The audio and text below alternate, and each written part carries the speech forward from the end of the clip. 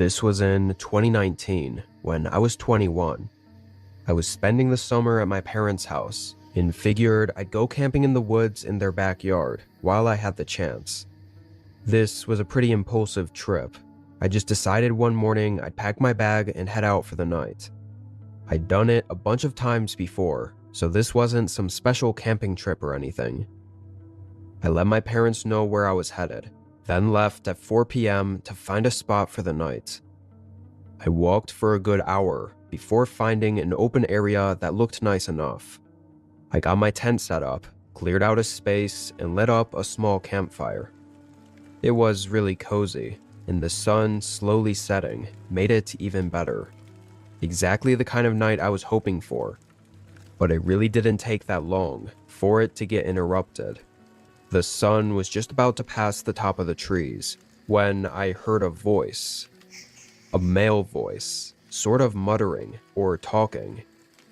I almost felt like it was echoing a bit though, because it was hard to pinpoint exactly where the voice was coming from. It was also dark enough where the shadows from all the trees made it really hard to see much of anything. I probably should have mentioned these woods behind my parents' place were pretty vast and unexplored, as in there were no trails around here. So running into someone would have to be very coincidental. I thought they'd likely just pass by and that would be the end of it, but I continued hearing the voice for probably 5 minutes, which was long enough that it seemed they weren't just walking and were maybe staying near me on purpose. Eventually, I called out, just yelling hello to see if they'd respond. But before I even finished speaking the word, the voice cut out. The forest was now silent. I felt really uncomfortable and ended up calling out again. No voice or response. Now I was a little more on the creeped out side. With only 20 or 30 minutes left of the thin layer of sunlight, I decided I would just move spots. No need to stay there and be creeped out all night and let it ruin my experience. Within a couple minutes, I was heading back into the trees and looking for another place to call home for the night. I didn't have as much luck though. 15 minutes in, with the fading sunlight rushing me, I decided to just settle where I was. Basically just among all the trees. It was a good thing I did though, because by the time I finished setting up camp, there was no light left. The sun was fully down, and the woods were dead silent. I found it calming though, knowing I'd be able to hear if that guy came back around, for whatever reason. I built up another small campfire. I enjoyed the warmth for a while, before grabbing my snack bag and taking out some stuff to make s'mores. I got a small stick and stabbed a marshmallow on the top and held it over the fire. I don't know what it was about it, but roasting a marshmallow over a campfire is just one of my favorite things to do. It helped get my mind off of things. I made a few s'mores and hung around the fire for a good long while, several hours at least. It was pretty late by then, and I was letting the fire begin dying out. It was still somewhat bright, but only half as much as it was before. But then I heard the crunch of leaves behind me. I thought it sounded like somewhere to the back left of my campsite. It was completely dark though, and once I was looking over there, whatever it was had stopped moving. Again, I called out. Honestly, I wasn't expecting much, considering how last time went. But a few moments later, a man stepped out of the woods and into the light. Though it startled me, because he came from a different area than what I was looking at. "Didn't mean to scare ya," he said with a smile as he casually walked up to the fire and sat next to it. He held his hands out to warm them by the fire. He acted as if he were supposed to be there, or like he knew me or something. Can I help you? I think you're at the wrong campsite," I said. "No." I didn't know which part he was saying no to, but either way, it was an unsettling response to not add anything to. I sort of had to think for a few seconds about what to do or say, so there was a very strange, tense little bit as we both sat by the fire, not speaking. It got so tense that I sort of just asked whatever came to mind, which in hindsight, I probably shouldn't have. Do you happen to be the one I heard talking out in the trees around my other campsite earlier? The man stayed looking at the fire, but his face visibly fell flat. Must have been someone else, he said with a much colder, monotone voice. Something was extremely off about all this, but I still didn't know how to get out of it without risking causing trouble. Before I was able to think too much about it, a stick cracked behind me. I looked back. It was from the same spot to the back left of the campsite. My heart sank. The man wasn't alone. Someone else was here. I turned and looked back toward the campfire. He was staring at me. To be perfectly honest, I don't even remember whether he was smiling or angry or what, because all I remember was the intense, cold, and dead look in his eyes. I instantly sprung up from my chair and made a dead sprint into the trees.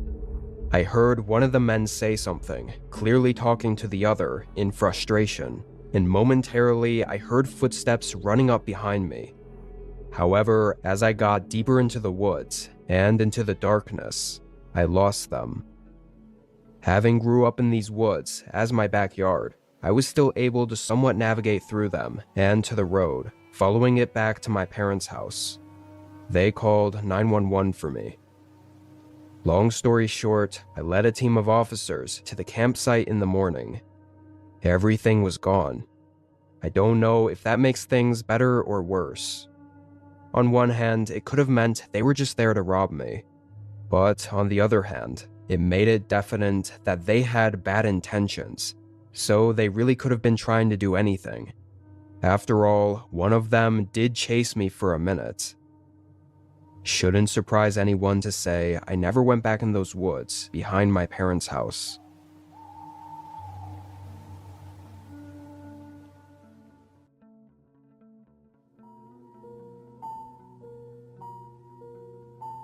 I was driving from northern Montana all the way up to Alaska. I'd converted my SUV into a camping rig and was spending 2 months traveling and camping out of it. And the main goal of those 2 months was to drive the Alaska Highway.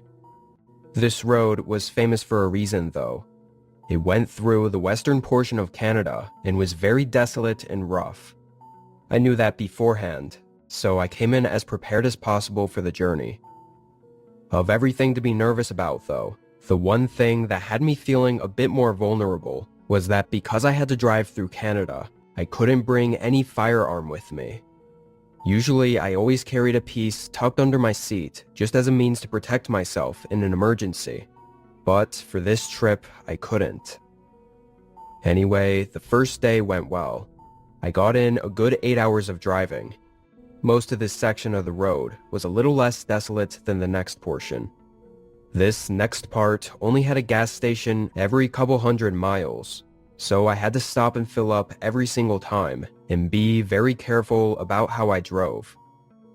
By sundown, I was just about ready to pass out. I pulled off on the next campsite I saw.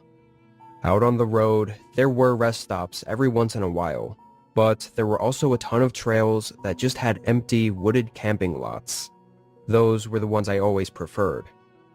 Since it was already late, though, I didn't see much of the lot I pulled into. It just looked like forest all around me, and nobody else was there. So I put up my window shades, hopped in the back seat, and slept until morning.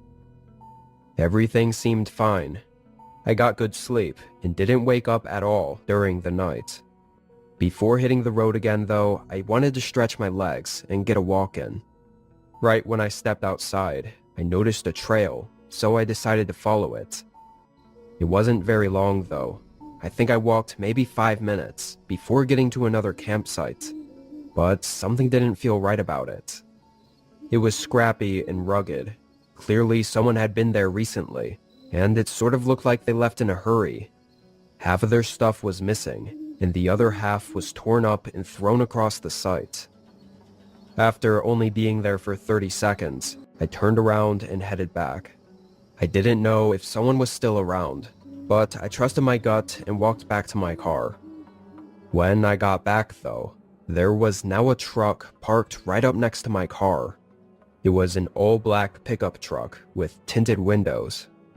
Nobody was outside of it, so I assumed they were inside watching me as I got up to my car and got in.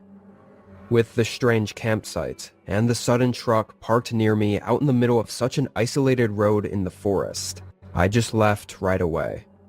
I didn't even have to think about whether or not something was actually wrong, because getting out of there quickly was the obvious answer. I drove for 3 to 4 hours straight after leaving that campsite until I got to the next gas station. I pulled in. This gas station looked very old and only had one double-sided pump. Nobody else was there. I got out and started the pump. I have to say, the views were incredible out there, with mountains in every direction, so I didn't mind waiting a while for the slow gas pump to fill the car. However, after a few minutes, I saw a truck coming down the road. As it got closer, I was almost sure it was the same black truck I'd seen at the campsite. My stomach tightened when they pulled into the gas station and right up to the other side of the pump.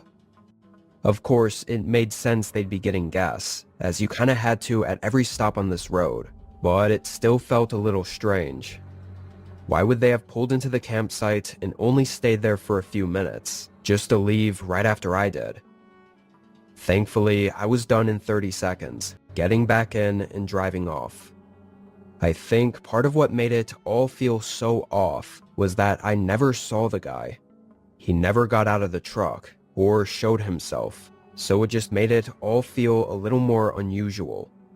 Regardless, I felt good knowing now that my tank was full. I'd be driving non-stop for a while, likely putting a ton of distance between us and getting to just enjoy the scenery. Also, I'd hopefully be ahead enough to find a campsite during the day, so I wouldn't be parking anywhere blind like I did the previous night. I drove a long while, pretty much until I noticed the sun start coming down. Then I found a decent spot to pull off. It felt a little more hidden. The trail sort of nestled away in the brush, and there weren't any signs of anyone having been here recently, so it definitely wasn't a popular place to camp. I felt a lot more safe here than I did before. I really wanted to set up my tent and have a nice outdoor campsite, as it was way more spacious than sleeping all cramped up in the back of my car. But something in me told me not to, just in case. So I just made food outside and enjoyed the nature until sundown, then got back in my car. The next day was hopefully going to be shorter than the last two, and knowing that, I decided to stay up and watch some videos on my phone that I had downloaded. I was there, awake for probably 4 hours. I felt very comfortable there, and was actually really excited to be getting into Alaska tomorrow morning. But then, around 11 p.m., I heard something outside my car. Even from just a second of listening, I was 100% sure it was a person walking. The dry sticks and leaves made it very loud and distinct.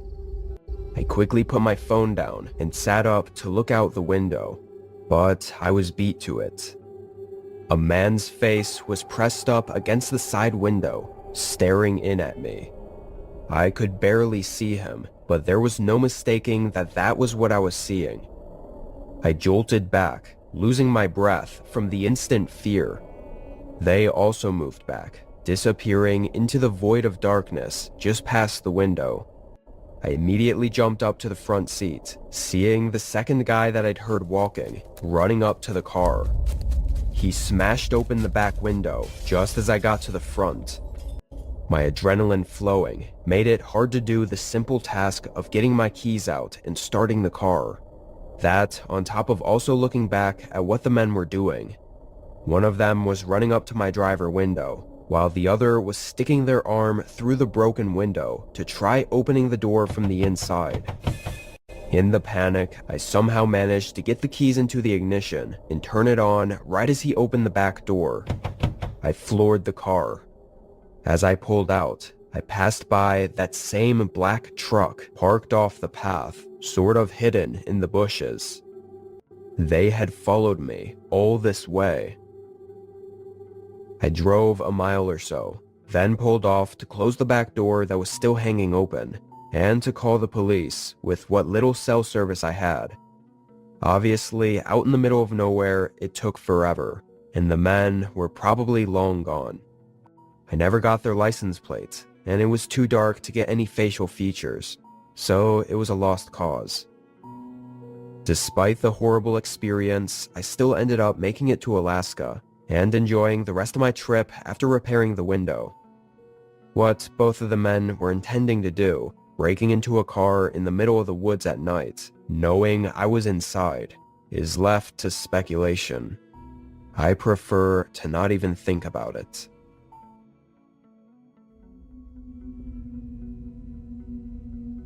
It was the middle of summer, and being an avid backpacker and camper, I'd heard from one of my buddies about old fire lookouts that you could rent. Apparently, they were retired lookout stations, usually in the middle of nowhere, miles and miles into the forest. The one I chose was pretty much the most isolated one I could find. It was easier to rent, having available slots basically through the whole summer, and I liked hiking anyway. There was only a single picture I could find of it though, and it was super old and blurry, so really I had no clue what to expect of the lookout tower. I knew it was built in the 1950s, so it'd be old, but as far as how much restoration was done to it, I was going in blind. I brought my usual backpacking gear and started the hike at 9 a.m. There wasn't much out there as far as views go, not for the first few hours. It was just very dense, harsh forest terrain. The trail wasn't even much of a trail anymore, just a very rough path. After 5 hours though, I finally got a glimpse of the lookout tower. It was far in the distance still, sitting atop a mountain. It looked very small and wasn't one that was high up on stilts. It looked more like a cabin than anything, maybe raised up 10 to 15 feet. There was another hour of trekking before I actually got there. The hike was definitely worth it just for the view alone. Felt like I could see the whole world from there. The fire lookout was in rough shape, however, very noticeably old, with some patchwork here and there done to certain parts. It had a wraparound staircase of 20 or so steps leading up to the walkway that went around the whole lookout, and the inside was entirely empty. It wasn't glamorous, but honestly, it could have been worse, and to have this view, I'd take it any day. With a few hours of sunlight left, I tossed my bag down, made some food, and relaxed on the outer ledge. It was real quiet up there, just the sound of birds and wind. I was pretty beat from the hike up, so after the sun fell past the horizon, I threw my sleeping stuff on the wooden floorboards and laid down. It was only around 8, so even though I was exhausted, I couldn't quite fall asleep as fast as I wanted. I think 30 to 40 minutes went by. Then I thought I heard something outside the lookout tower. Before I could even get up and look, there were clear footsteps coming up the stairs. I hurried out of my sleeping bag and up to the door, which notably had no locks on it. A few seconds later, a man came around the corner. He was older, say late 40s, and had longish blonde hair. Somehow, he wasn't startled when he saw me, almost like he knew I was already up here. "Great place to stay a few nights, isn't it?" he said, grinning and walking up closer to me. I agreed, still a little nervous, and mentioned I booked it for the next 3 nights. I was already a little put off though, because I knew there was nothing else around here, so him being here while I was also here was really strange. I asked if he was camping around here. "Actually, I was hoping to be staying here tonight," he said, again with a grin. I wasn't sure how to respond to that, but I ended up just saying sorry. "Well, it looks like you've got enough room in there. I mean, it's just you here, right?" After hesitating for a second, I lied, saying a friend of mine was just a few minutes out, and that unfortunately we couldn't let him stay here with us. He looked at me, grin fading from his face, and didn't say anything for a moment, then nodded and started to leave. It wasn't until he turned around to head back down the stairs that I noticed he didn't have a backpack, no gear at all. Surely he had to have left his pack somewhere nearby. Couldn't see why anyone would be this far isolated without any camping gear, even if they were planning on using the fire lookout as a shelter. I got some uneasy feelings about that man, so I stayed up a bit longer and just stared at the forest below the lookouts. I did end up getting really sleepy though, and got back in my sleeping bag and passed out. I woke up in the morning, feeling better and spending the first hour making coffee and enjoying the view. When I headed down from the lookout though, there was a note attached to the wooden railing at the bottom. It was just a piece of paper with the word "sorry" written on it, with a smiley face next to it. I assumed it had to be from the guy, but if he put this here, then he must have come back sometime in the middle of the night while I was sleeping. I immediately felt really unsettled just thinking about it. The fact he even left a note was just weird. Despite the strange occurrence, I decided to go for a walk. Maybe it was to also scan the area for any signs of the man still being around, because clearly he didn't leave when he should have. I wandered around the forest, down the hill from the fire lookout. There wasn't much to see though. It was all the same dense forest that I'd hiked up through the previous day, and I didn't notice any campsites or things left behind. I went back to the lookout and enjoyed the peace and quiet for the rest of the day. I stayed up much later than I did the night before. I had this small battery-powered lantern that I hung up on the wall so I could see a little better, and I just sort of existed. I thought about whatever and stared out at the darkness beyond the lookout, only slightly being able to make out the outline of the mountains. I want to say I didn't start getting ready for bed until nearly midnight. Could have even been 1 a.m. I set up my stuff, then grabbed my lantern and headed down the steps to the forest to take a leak real quick before bed. I walked up just to the edge of the tree line, but as I got there, I saw something move in front of me. Just a glimpse of something shift out of the dim light from my lantern. I froze for a second, then held it up further forward, although it didn't help much. "Someone there." The silence that followed my voice made things even more eerie. I basically ran back to the lookout. It didn't feel much safer in there, though. Windows covered every inch of the walls, and like I mentioned before, the door didn't even have a lock on it. Part of me really wanted to leave, but heading out now while it was pitch black out, and with the trail being nearly non-existent, would probably be worse than just staying put. I kept the lantern hung up on the wall and looked out the windows at the forest below. It was really eerie knowing that with the light, if someone was out there, they could probably clearly see me in the window. Meanwhile, all I saw was darkness. I could see the bottom of the stairs though, so that's what I was focusing on, making sure nobody tried to come up. The longer I stayed there watching, the more this sense of unease started to fill my body. I didn't know what I was going to do, but I decided to pack up my stuff. At least then I could make a run for it if I had to. As I stuffed my backpack, I would stop every 30 seconds and go back up to the window to look out at the stairs, then continue packing, repeating this over and over until I finally got everything in my bag and ready to go. I set it up against the wall, then went back to the window. There was a man at the bottom of the stairs. He was standing right at the first step, staring at it, like he was just waiting there.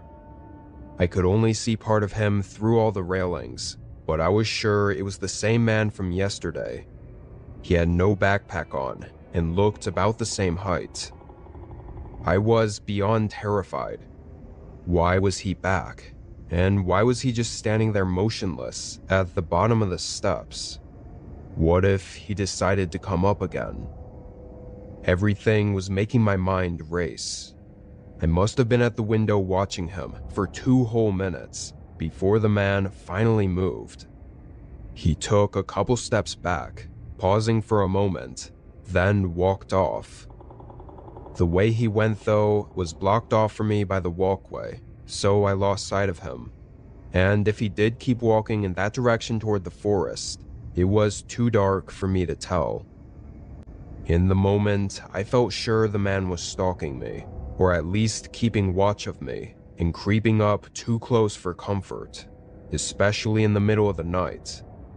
It could have just been my gut telling me something, but I felt like if I stayed any longer, something really bad would happen. I waited a few minutes, then I grabbed my bag and quietly walked down the steps and to the surface below the lookout tower. I can't even describe how unnerved I was walking away from the tower and into the dark forest, knowing there was a chance the guy was still watching me, and possibly following me into the trees. For that very reason, I kept my pocket knife open and in my hand the entire time. I walked for about 15 minutes, which was when the trail started to get a lot less defined, so I was forced to pull out my lantern. I hoped I was far enough that the man didn't follow and wouldn't be able to see the lights. The next 5 hours were exhaustingly unsettling. By then, the sun had come up though, and I was able to finish the hike and leave the forest. I think it's hard to fully put into perspective how horrifying those nights were. Something in me knew there was something bad about that man and his intentions. One thing I keep thinking back on is that I had told the man I booked the tower for 3 nights, which leaves no reason for him to have come back multiple times to check if I was there. It also means he likely thought I'd be there for the 3rd night. So had I not left early and actually stayed for the 3rd night, things might have taken a much more disturbing turn. This was last fall, in the first week or 2 of October. I'm not entirely sure how to start this, because it honestly all happened completely out of the blue. It was a normal Monday afternoon. I'd gotten out of work and pulled up to my home just after sunset, and usually I'll park in the garage and head inside from there. But as I pulled in, I noticed something hanging on the front door, so instead I parked in the driveway and went up there to see what it was. Taped right on the door handle was an envelope.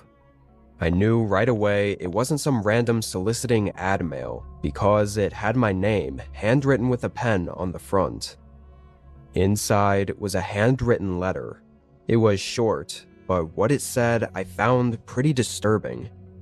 Essentially, the person mentioned they've been interested in me and wanted to meet at a specific place and time the following day. Oddly, that was one of my days off of work, but I figured it was just a coincidence. The writer of the letter didn't sign it though, so I had no idea who it was. Obviously, there was no way I was going to go anywhere and meet with some random person. I headed inside, tore up the letter, and tossed it in the trash. I thought the whole thing was pretty disturbing because they knew my name and my address, and said they were interested in me, which is just a strange thing to say, given I had no idea who they even were. Anyway, I thought tearing up the letter would help me not to stress about it too much, as there wasn't anything I could do about it. At least, not yet. After all, it could have just been some stupid prank. I went on with my night and got in bed just before 11. Like I mentioned before, I was off the following day, so I slept in and spent pretty much the entire day inside. Can't even remember what I did all day, but I know I made dinner late, like 8 or 9, and started getting ready for bed right after. I went upstairs and into the bedroom to take a long, relaxing shower. However, a little ways into it, I heard the doorbell ring. Confused who could have been outside my home at this time of night, I opened the shower curtain and listened for a minute. But with nothing else, I figured they left. I wouldn't have answered the door anyway. I closed the curtain and continued with my shower. As I stood in the water and tried to relax though, I started connecting the dots between the letter from yesterday and the odd doorbell ring. I knew it could have been me completely overthinking it, but also the feeling that I wasn't felt a lot stronger with every minute passing. And then I heard something. It sounded like a few light thuds, or maybe creaks, somewhere right outside the shower curtain. I froze and listened, then quickly shut off the shower and moved the curtain aside. Nothing was there. My heart was still racing as I got out, dried off, and got dressed. First thing I knew I had to do was check the front door. I crept downstairs and looked out the peephole, but saw no one standing outside, so I opened the door. Immediately, a paper slip fell from the crease in the door. Before reaching down and grabbing it, I looked around outside. The trees rustling in the wind and the crickets chirping were the only sounds, and as far as I could tell, the whole neighborhood was still, dark, and quiet. Eerily so. I picked up the paper and closed the door, then unfolded it. It was a note in the same handwriting as the one from yesterday. As I read it, I could feel my blood rush and my face getting pale. The writer was clearly angry about me missing the meetup earlier today. It was like they really thought I was supposed to show up. And at the end of the letter, they signed their initials this time. DN. This was incredibly creepy and disturbing, as it was way more than just a small note. This felt way more personal and unsettling, and much less like just some small prank. I genuinely didn't know what to do, because he was already gone, and I still didn't know who it was. Even with their initials, I had no idea. I paced around the living room for a while, a good 30 minutes at least. Even then, as I paced around in my own home, I kept getting this uneasy feeling that I was being watched. I'd look and check out the windows and the door over and over, but never saw anything. Eventually, I knew I'd have to sleep. Overall, though, I decided that in the morning I would go to the police station and bring in the letter and see what they had to say about it. I started heading upstairs. As I reached the top, I suddenly heard those thumping or creaking sounds, the same ones I'd heard while in the shower, coming from inside the bedroom. I hurried into the room. Nothing. Not a single thing in there to warrant the sounds I'd been hearing. I'll admit, they weren't concerning sounds at all. It was just with everything else going on that it made me feel like everything could be something, even though it likely was nothing at all. I closed and locked my bedroom door just in case, then checked the closet and every other spot in the room to make me feel better. And just before getting in bed, I remembered one other place. I never went out there, but there was a small balcony attached to this master bedroom. I was a private person and always kept the blinds closed, so I often forgot it was even there. I walked over and pushed aside the first few blinds so I could get to the door handle. I didn't even have to grab it to see that it was already unlocked. There was no way I left it like this. However, I didn't get a chance to open the door because just a second later, a figure moved from the corner of the outside balcony. I jolted my eyes at him, seeing he was staring at me as he moved closer to the other side of the door. I turned and sprinted out of the bedroom. I heard the balcony door open as I was leaving. I ran for the closest neighbor I knew would help me. The man didn't seem to be able to find where I ran off to. Police were at my house and searching around within 10 minutes. I was still incredibly nervous because I knew how awful it'd be if the man got away. And unfortunately, that's exactly what happened. They never found him. Me and a couple officers started going over the time frame of everything taking place, and it's pretty apparent that the man broke in while I was in the shower. Likely, the sounds I'd heard while in there were from him opening and closing the balcony door, where he went to hide. So since I'd heard those same sounds again, he must have at some point gone back inside the house while I was pacing around thinking about the letter, which makes that whole feeling of me being watched even more disturbing. And most of all, what I find really unsettling is that from the short glimpse I got from the man looking at me, I felt like he looked oddly familiar. Not like someone I knew, but maybe just someone I'd seen in passing at some point before. It kills me that I can't figure out where or when I'd seen him. It really could have been anything, like just passing him at a grocery store, which makes it way more disturbing that that was enough to get this man to follow and stalk me and form this dangerous fixation on me. A whole lot more could have happened that night, and all I can be is thankful that I got away mostly unharmed. It's been almost a year, and so far nothing else has come up. No notes, no weird sounds, nothing. I hope it's done, but even now I'm still constantly looking over my shoulder, unsure who's watching.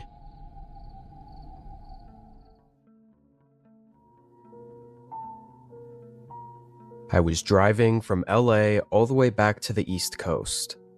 I had taken the road trip to see a bunch of friends for a wedding and ended up staying for over a week. Because I stayed a little bit longer, I only had 4 days to get back home before my next shift at work, so I was really pushing it with how long I was driving. It was 1 a.m., and my eyes were killing me. It felt like my eyelids weighed 100 pounds. The only caffeine I had was a hot coffee from a gas station 3 hours back, so not very hot anymore. And I was in the middle of nowhere. It felt like a dead highway, nothing on either side of it, and barely any cars or trucks around. Just the occasional car speeding past me, only to disappear down the road 30 seconds later. As I tried to keep my eyes open, I noticed again headlights coming up behind me. They weren't very bright, so it must have been a pretty old car, without those crazy bright LEDs everyone has nowadays. The car was also going a lot slower than most that passed by. This one took forever to catch up to me. After tailing behind for a minute, it merged into the other lane and started to pass. I kept my eyes on the road, just making sure I stayed in my lane to let them through. But after a while of them not actually passing, I looked to my left to see what they were doing. The car was matching my speed right beside me. Some old, dusty, dark red car, and their window was down. From what I could see, there was just one man in the car, driving obviously, but he was also staring at me.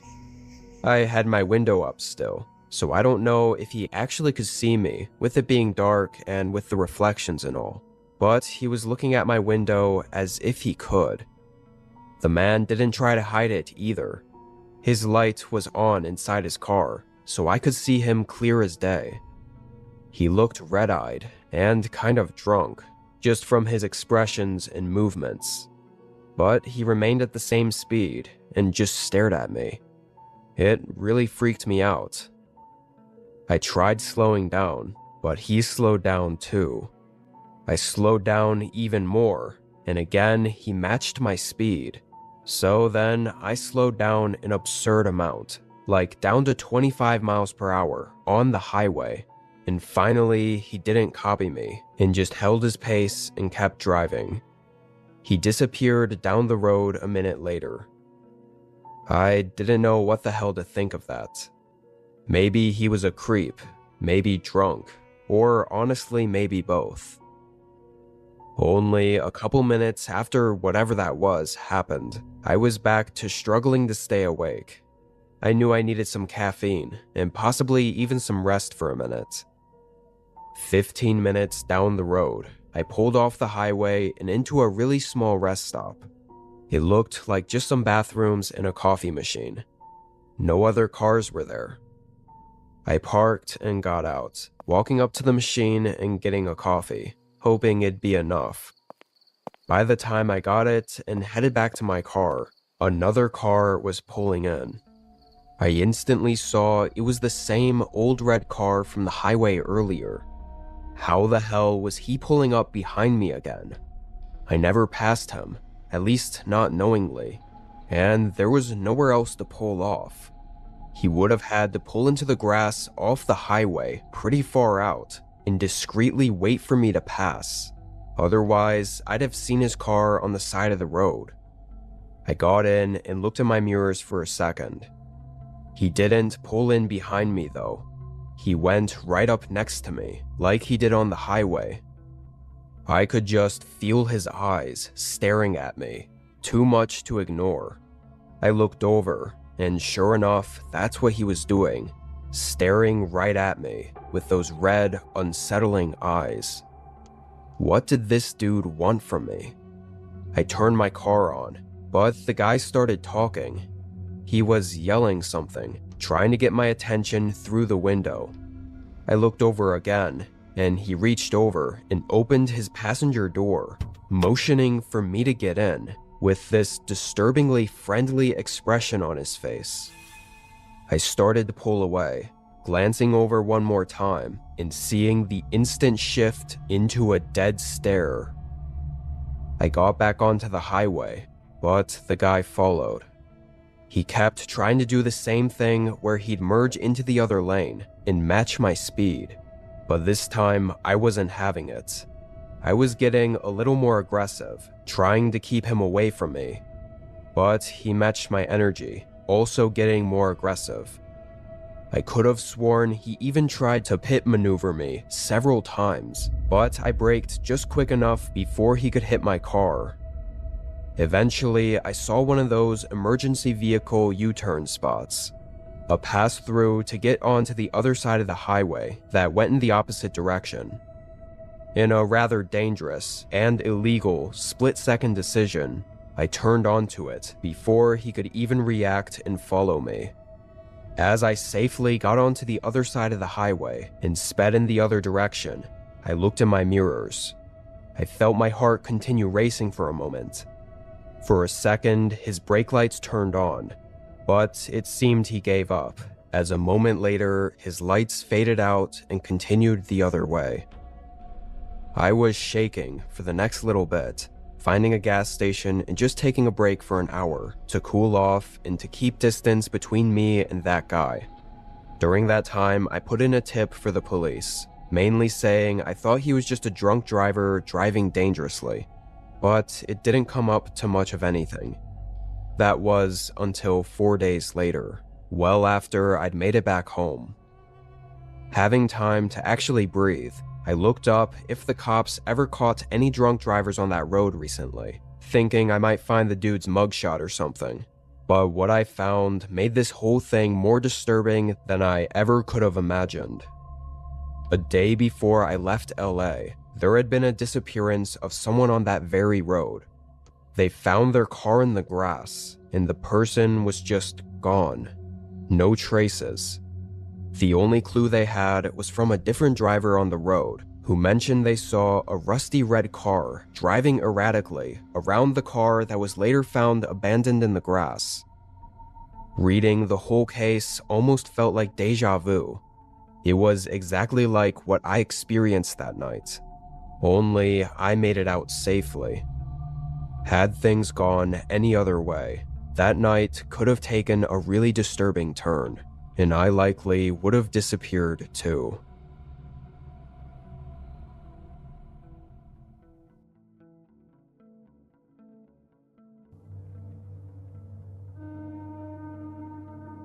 This past winter, I stayed in a cabin in the northeast part of Washington state for a week. It was a winter cabin, meant for staying in during the cold season and enjoying the winter scenery out in the mountains, which usually wasn't possible in regular three-season cabins. When I got there, it hadn't snowed yet, but by the time I woke up after my first night, snow had began coming down. It was a lot, too, enough to keep me cozied up inside for the whole day. The fireplace with the cabin look and feel made for a great, relaxing time. I got real tired around 9 p.m. and decided to get to bed, but I had to run out to my car real quick to grab a bag I forgot to bring in yesterday. I put my shoes and jacket on, then opened the door to run outside, when I immediately saw that the snow on the porch was messed with, like something had been there. When I got further out, the spots in the snow became more clearly footprints. I could even see the print that their boots left behind. I then looked to see where they came from, but lost sight of them, going out toward the woods. There was no saying how long ago this was, but I'd never heard them on the porch. Whoever it was didn't knock or anything.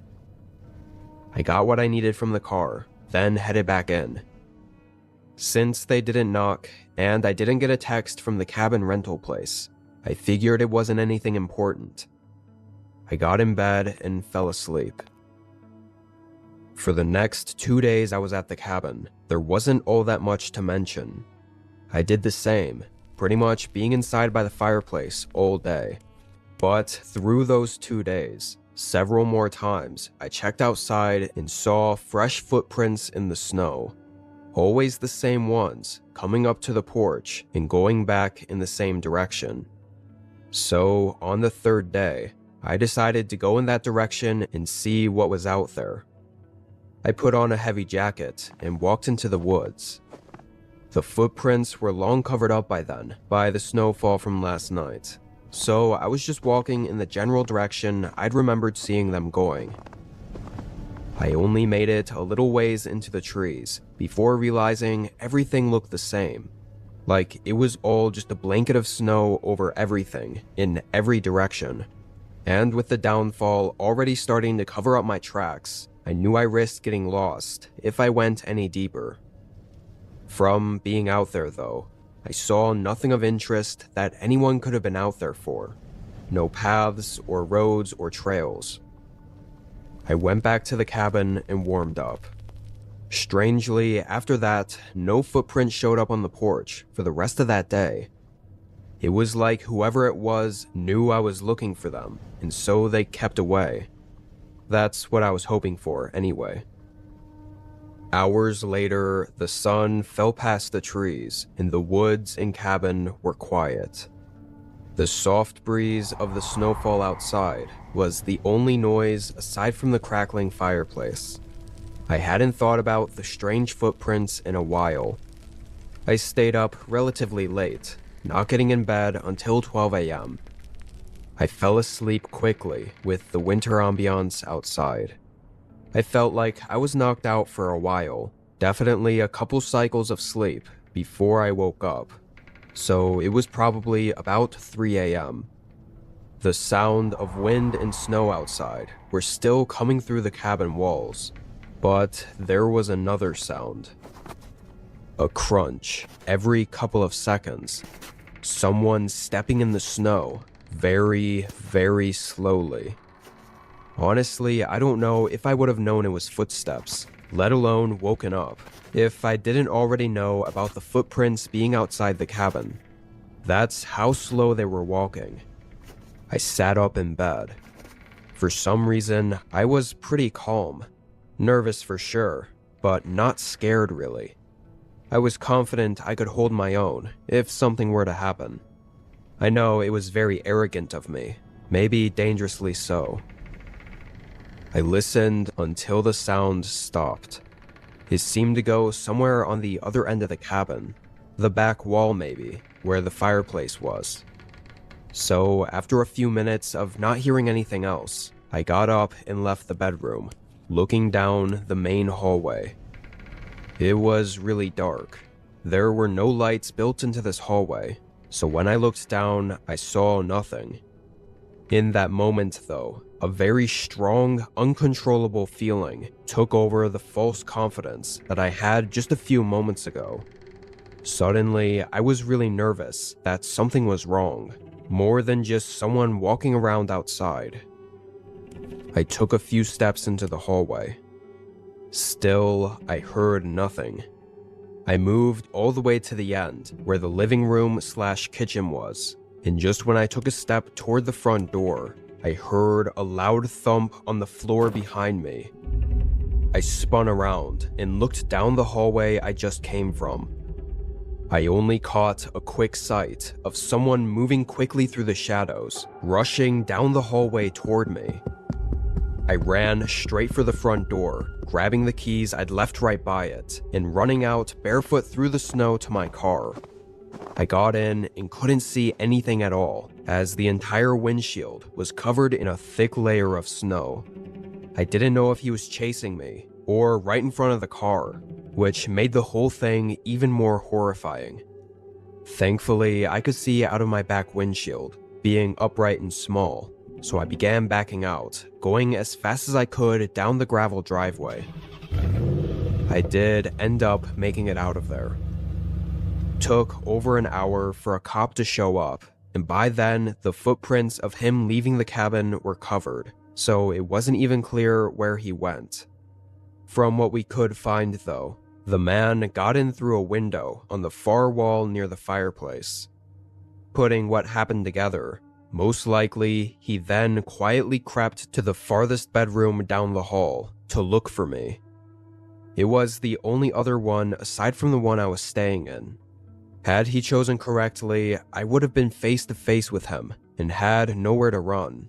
But instead, I left my room at the perfect timing, giving me a chance to escape. It's insane and honestly terrifying how just a couple of seconds made all the difference.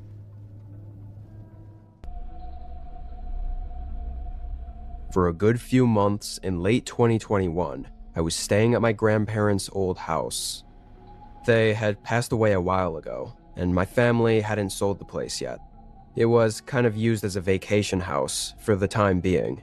But for those few months, I was in between apartments and needed somewhere to stay, so it worked out. I wasn't too happy about it, because it was a really old and janky place. Not having to pay rent was nice though. Anyway, this happened 2 months into my time there. I had gotten home from work at 6, parking in the driveway and heading to the mailbox to collect my mail, when one of the neighbors came up to me. She was an elderly woman I'd talked to a few times before, just about my grandparents and my situation and whatnot. Through our few conversations, I also happened to mention that I was staying at the house alone temporarily, and that's why she came up to talk to me. She remembered me saying a couple days ago that it was just me staying there, but earlier in the day, while she was walking around the neighborhood, she saw someone moving around behind the windows inside the house. When she also noticed my car wasn't there, it made her worry because she was pretty sure I was at work. I thanked her for letting me know, but honestly, I didn't fully take in what she said. She didn't seem super confident in what she saw, and I mean, that would be crazy. Why would anyone be inside my grandparents' old house? Still, walking inside, I did a quick check around for any signs someone might have broken in or moved anything, but I saw nothing, not even a shoe print on the ground. It definitely was a weird and unsettling way to start my night. but I hoped it really was nothing to be worried about. I made dinner and watched TV in the living room for the rest of the night. It was a Friday, so I was off the next 2 days. I must have stayed up past 1 a.m. During that time, I'd basically forgotten about the whole thing my neighbor had told me. It kinda just felt like a regular night. With it being very late though, I shut off the TV and headed upstairs. Now, when I'd gotten home earlier, the sun was still lighting up most of the house, so I didn't turn most of the lights on, which made the whole house very dark now that it was in the middle of the night. The only lights I turned on were the ones in the bedroom when I changed out of my work clothes. I headed up the creaky wooden stairs to the second floor, then down the hallway and into the bedroom. This was a really old room, just like the rest of the house, but it had 2 sections. There was the bed area with, well, a bed, and then there was a small hallway with a closet and one of those dated vanity desks built into the wall. On the other side of that was a large bathroom with a separate shower, bathtub, and way too many mirrors. Kinda creeped me out, to be honest. Anyway, I used the bathroom, shutting off the lights in there as I went back into the bed area, turning off those lights as well. However, right away, I realized something was off. There was still a light on. I turned around, and after a second, I felt my heart start racing a little bit. That vanity/closet hallway between the bed and the bathroom had a light on. To give context on why this was so disturbing, it was one of those single, old-fashioned light bulbs attached to the ceiling, with a thin string hanging down that you had to pull to turn it on and off. For that reason, I never once used that light. Not to mention, it was nearly impossible to accidentally turn it on or off, because it was only managed by pulling the string. I walked up to the hallway and stared at it. The fuzzy, bluish hue of the light was barely coming through the fogged-up glass on the bulb. Thing had to be decades old. I carefully reached up and pulled the string. The amount of force it took to actually get it to click off was deceptive. Definitely wouldn't just click on its own. The more I looked into it, the more nervous I got, especially when my neighbor's comment about seeing someone inside here crept back into mind. Looking back, I should have left right then and there, just to be safe. But I think it's a lot easier than people give credit for to let yourself believe it's all some kind of fluke. Like, what if the light really did just turn on its own? It was old as hell. Maybe it wasn't working right. And again, the chances someone broke into this old place of all things was so extraordinarily small that I really felt I needed real proof if I were to believe it, let alone call 911 over it. I mean, a single light being on in the house that I never ever used was creepy and unsettling. Don't get me wrong. But at the same time, I didn't feel it was enough to really freak out over. Though I definitely wasn't going to get good sleep anytime soon. I turned the lights in my bedroom back on, but stayed in there with the door closed, figuring I'd sit in bed on my phone until I got tired again. Over the next 30 minutes, I kept catching myself looking at the door and at the hallway to the bathroom, like out of paranoia. Even after all the excuses I made, my gut still felt like something was off about all this. I just didn't know what to do about it. I'd already checked the whole house earlier, but I figured maybe I should double check. I got up and opened the door to the main upstairs hallway. The house was eerily quiet. I took a few steps through the hallway to the spare bedroom and opened the door. It still had my grandparents' old bed and furniture in it, along with a bunch of boxes stacked along the wall. I got a really unsettling feeling being in that room. I know the whole point was to actually search the house, but as soon as I stepped foot in there, my body just locked up. My heart rate was picking up, getting faster and faster, like an alarm was going off inside me, telling me to get the hell out of that room. And then I saw something. A shape sticking out under the covers on top of the bed. As I looked at it more, I slowly was able to make out that it was a body. Someone was in the bed under the covers. The immediate panic set in as I tried to back up, but it caused me to stumble a bit, making a loud creak on the wooden floors. Instantly, the person sat up in the bed, so fast that he surely wasn't sleeping and was probably listening to my every move already. It was a man, his eyes piercing into mine, but that was all I could see before booking it out of the room. His footsteps followed close behind. I didn't stop until I got out of the house and ran down the road to the neighbor's doorstep, the same one that I talked to earlier. She let me in and got help on the way. I was thankful that officers arrived relatively quick, but the intruder must have run out right away, because he was already gone. In the weeks that followed, my parents helped to do an inventory check on everything they knew was in the house, or at least all the valuables, and nothing was missing, or if anything was, it wasn't valuable. Which begs the question, why was he there? A lot of people think he just knew that nobody lived in the house, and so he was squatting in it, living in it without anyone knowing. But what terrifies me, and makes me think that might not be the case, is that I'd been there for 2 months, so he had to know I was there. Was there a chance he'd been hiding, living there with me that whole time without me being aware? And what would have happened had I not found him and run away?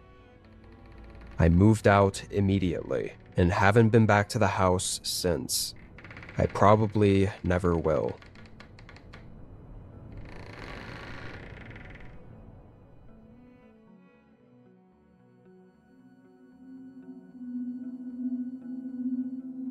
I was on my way back from a road trip. Wasn't anything great, just visiting some of my folks for a few days. I always hated that the drive was 14 hours though. It was just too much to do comfortably in one day, but also not long enough to feel justified in getting a hotel and making the drive twice as long. I always forced myself to do it all in one day, which just took all the enjoyment of the road trip completely out of it. Anyway, I'd left my folks' place around 3-ish in the afternoon, so I was driving through the night. Wasn't a smart move. I was tired and sleepy by 12 a.m., but this part of the road wasn't through cities or anything at all like that. It was barren forest roads, or just open nothingness. Couple gas stations every so often, and maybe a few dirt streets leading to who knows where. I figured I'd stop whenever I had the chance and grab something to keep me awake. A coffee, energy drink, literally anything. I found a small gas station a little ways down the road, in the trees off the side of the highway. Looked like a local one, so maybe a small town was behind it, though it was of course covered up by all the trees. No streetlights even went down that road that went behind the gas station. As I pulled in, I noticed this gas station looked a little strange. It wasn't like those modern ones, with the giant overhang covering the pumps. It was just a few pumps sitting out in the open, and no lights near them. Even the building didn't look like it had lights on inside. All this to say, I definitely would have thought this place was closed, or maybe even abandoned, if not for the 3 or 4 other cars parked in the parking lot. It genuinely looked like a typical old-school gas station on the side of a barren highway, with other customers also here, except not as lit up as it should have been. But I assumed since others were here, it was still open. I parked next to the other cars and got out. As I walked up to the door, all I could see was my reflection on the glass, until I opened it. The instant I opened the door, all 4 or 5 people standing scattered throughout the inside of the shop immediately turned and looked at me. Not just a glance. They all shifted and stared simultaneously, holding their eyes fixed on me. The men's faces were all rugged and emotionless. But that's all I could see, because after being caught off guard by them, I noticed not only was it insanely dark, but it was also empty in there. All the shelves were still standing, but nothing was on them. Even after seeing that, and looking back up at all the men, they were still looking at me, like I didn't belong there. All of this took place over maybe 10 seconds before I backed up and let the door close in front of me, then hurried back to my car. I didn't know what the hell that was, but it felt like some strange cult meeting at an abandoned gas station that I unknowingly barged in on. I pulled away from the store and back onto the road. Guess this was kind of one of those things you just don't think too hard about and move on from, because 10 minutes later, I had accepted the fact I'd never actually know what I walked in on, and was back to looking for a gas station, hopefully an open, safe one this time. The empty road didn't look promising though. Another 10 minutes went by, when headlights came up behind me. I was going relatively fast, maybe 10 or 15 over the speed limit, and with no other cars out on the road, this was the first time someone had come up behind me in probably hours. And then there was another, maybe even several more. I couldn't really tell as all their lights blended together. They were all coming up real fast though. I moved into the right lane to let them pass, and the first one did, but quickly merged back in front of me.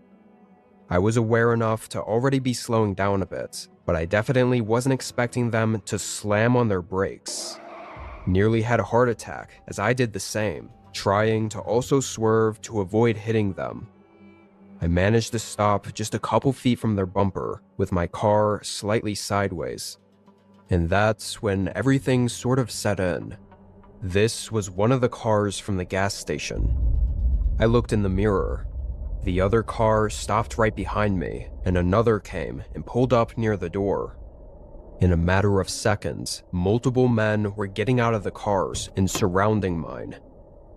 If this were happening during the day, and not on some desolate road at 1 a.m. with nobody else around, I might have taken a safer approach. But given the circumstances, I felt I had no choice but to take the risk of trying to escape. With cars blocking every way, I drove off the road and into the trees, not getting too far before grabbing my phone and bailing from the car. I sprinted into the forest. It was essentially pitch black, even just 30 feet into the trees. I kept running, hearing all the men's footsteps coming up behind me. But as I got deeper, I think they couldn't see enough to follow me. I sat up against a tree and waited, maybe a whole hour even, without turning my phone on. I was scared one of them would be around and see the screen, so I sat there and just stared at the nothingness of the pitch black woods and listened to the leaves rustling in the branches above me. After that hour, I finally got my phone out and used the map to get me back to the road, where I could then get a signal enough to text 911. All the cars were gone, except for mine, still between all the trees off the road. After that long night, a tow truck was able to get my car out, and surprisingly, it had almost no damage. Whoever had been following me and attempted to stop me, there's been no update on. I think I've settled on the fact that the men likely thought I'd witnessed or seen something in that gas station that I shouldn't have, and so they followed me in an attempt to clear themselves, whether that was by kidnapping me or getting rid of me and hiding any evidence in the secluded forest off the side of the road. The picture of me walking into that gas station and all the men turning and staring at me is still burned into my mind.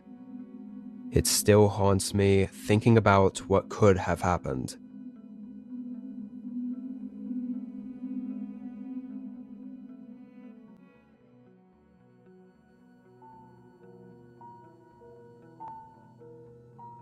I'm writing this while the memory is still fresh. It only happened a couple days ago. I had Tuesday and Wednesday off of work this week and was hanging out at home. No plans. Just chilling and having some quiet time alone. On Tuesday night, I thought it'd be nice to order some food, just to save me time from cooking.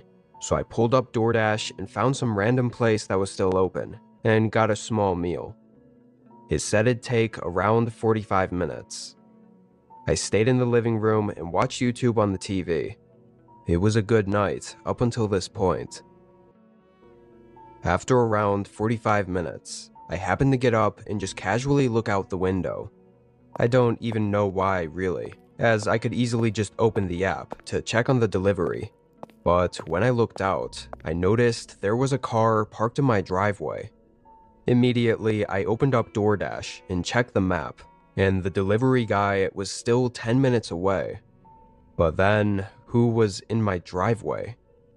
I'm not really a loud-spoken type person, so I wasn't keen on going outside and saying anything to them.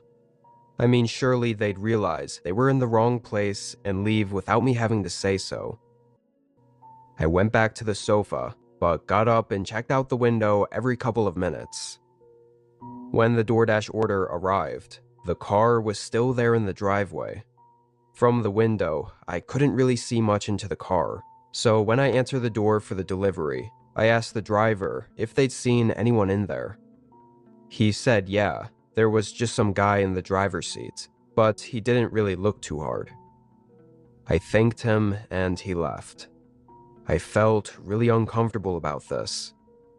I tried to gather the courage to go out there and see what they were doing, but only 5 minutes after sitting down to eat, there was a knock at the door. I jumped up from the couch. My heart was racing, and I stood looking at the door for a minute before walking over slowly, trying to stay quiet. When I looked out, no one was there. The car was still out there, though. I took a deep breath and opened the door. I stepped outside. It was dark and quiet. I looked down the side of the porch, but still saw no one, so I walked down the driveway and up to the car. When I looked through the window, whoever had been in there was gone. A chill came over my body. I moved to the back of the car to get the license plate, only to find it didn't have one. That made me even more scared, because it made me think whoever this guy was, he had planned for this. I moved away from the car to head back inside, as I was really starting to get uncomfortable, and felt now that it was definitely a good time to call the police. I stepped inside and closed the door behind me, but immediately I got a really strange feeling. The house was quiet, but it was like my senses picked up on something being off. I crept over to the living room and looked at the couch. My phone was gone. Every bone in my body felt like it just stung with fear. Before I could even get myself to move, I heard the slow sound of a door hinge creaking open. Then a few footsteps moved quietly down the hallway toward the front door, but they stopped just before passing the corner. They were waiting there, right around the corner near the front door. I couldn't just run out. I was frozen for a few moments, then started to very carefully and quietly make my way to the other side of the house. No matter which way I chose, I'd have to pass by the hallway that I knew the man was in. So whatever I was gonna do, I knew I had to do it fast. I hesitated for a second. I think the anxiety of what I was about to do took over for a moment. But then I got a hold of myself and made a dead sprint for the back door. I unlocked it and ran out of the house. And just as I stepped out the door, I heard the man behind me call out my name. Not even just my first name, but my last name too. It confused and shocked me enough to make me turn around and look back. The man was barreling toward the back door, and I could see most of his face, but had no recognition of ever seeing him before. I turned back and continued running. The area behind my house was just a flat continuation of the neighborhood, not really any places to hide. I could hear the man still chasing me though. I kept running, making it past the next row of houses, and decided to just start running down the sidewalk and hope a car or someone comes by to help me. But after a few minutes, I looked back, and the guy wasn't there. It took a long time to find someone willing to help me to call the police, and so the man wasn't anywhere around by then, having taken his car and fled. And apparently, the guy was smarter than I thought, because I immediately tried tracking my phone, but he tossed my phone in my front yard before leaving, so we couldn't track it to find him. If this were just a regular break-in or robbery or whatever, I'd be a lot less traumatized. But clearly it wasn't that. There was more to it. This was a stalker, having known my full name and likely a whole lot more about me. There's no saying how long he'd been watching me for, or what he wanted to do. It's only been a few days though, and I'm already planning to move far away. I can't sit around knowing whoever that was still knows where I live. If there's any updates in the next few weeks, I'll try to let you know.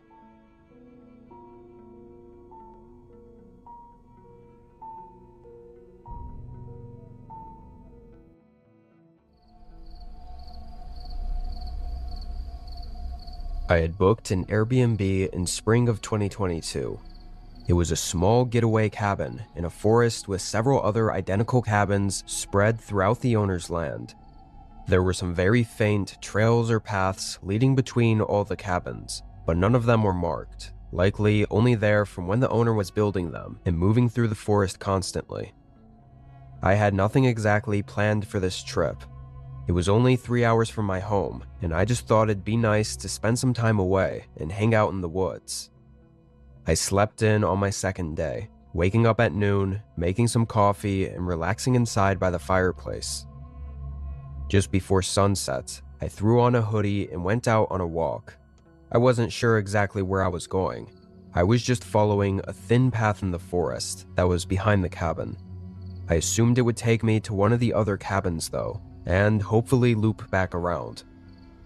At some point on this trail, once I was a bit deeper in the woods, I noticed some people standing out in the forest, maybe 200 or 300 yards out.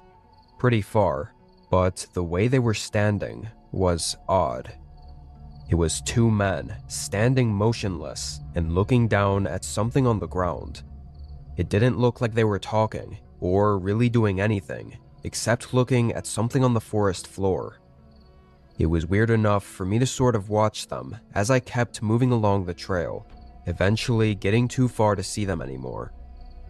Had to be just two guys from the other cabins wandering the forest. And from my distance, it might have looked stranger than it was. At least, that's what I hoped. I kept walking for another few minutes, but I started to notice this trail wasn't really looping or curving at all. It was just going straight into the woods, nowhere near where the other cabins were. I think having seen those guys out there a few minutes ago, adding on with the trail seeming to not be what I thought it was, I felt like maybe I should just head back. Almost right when I started to think about it though, there was a sudden sound that caught me completely off guard.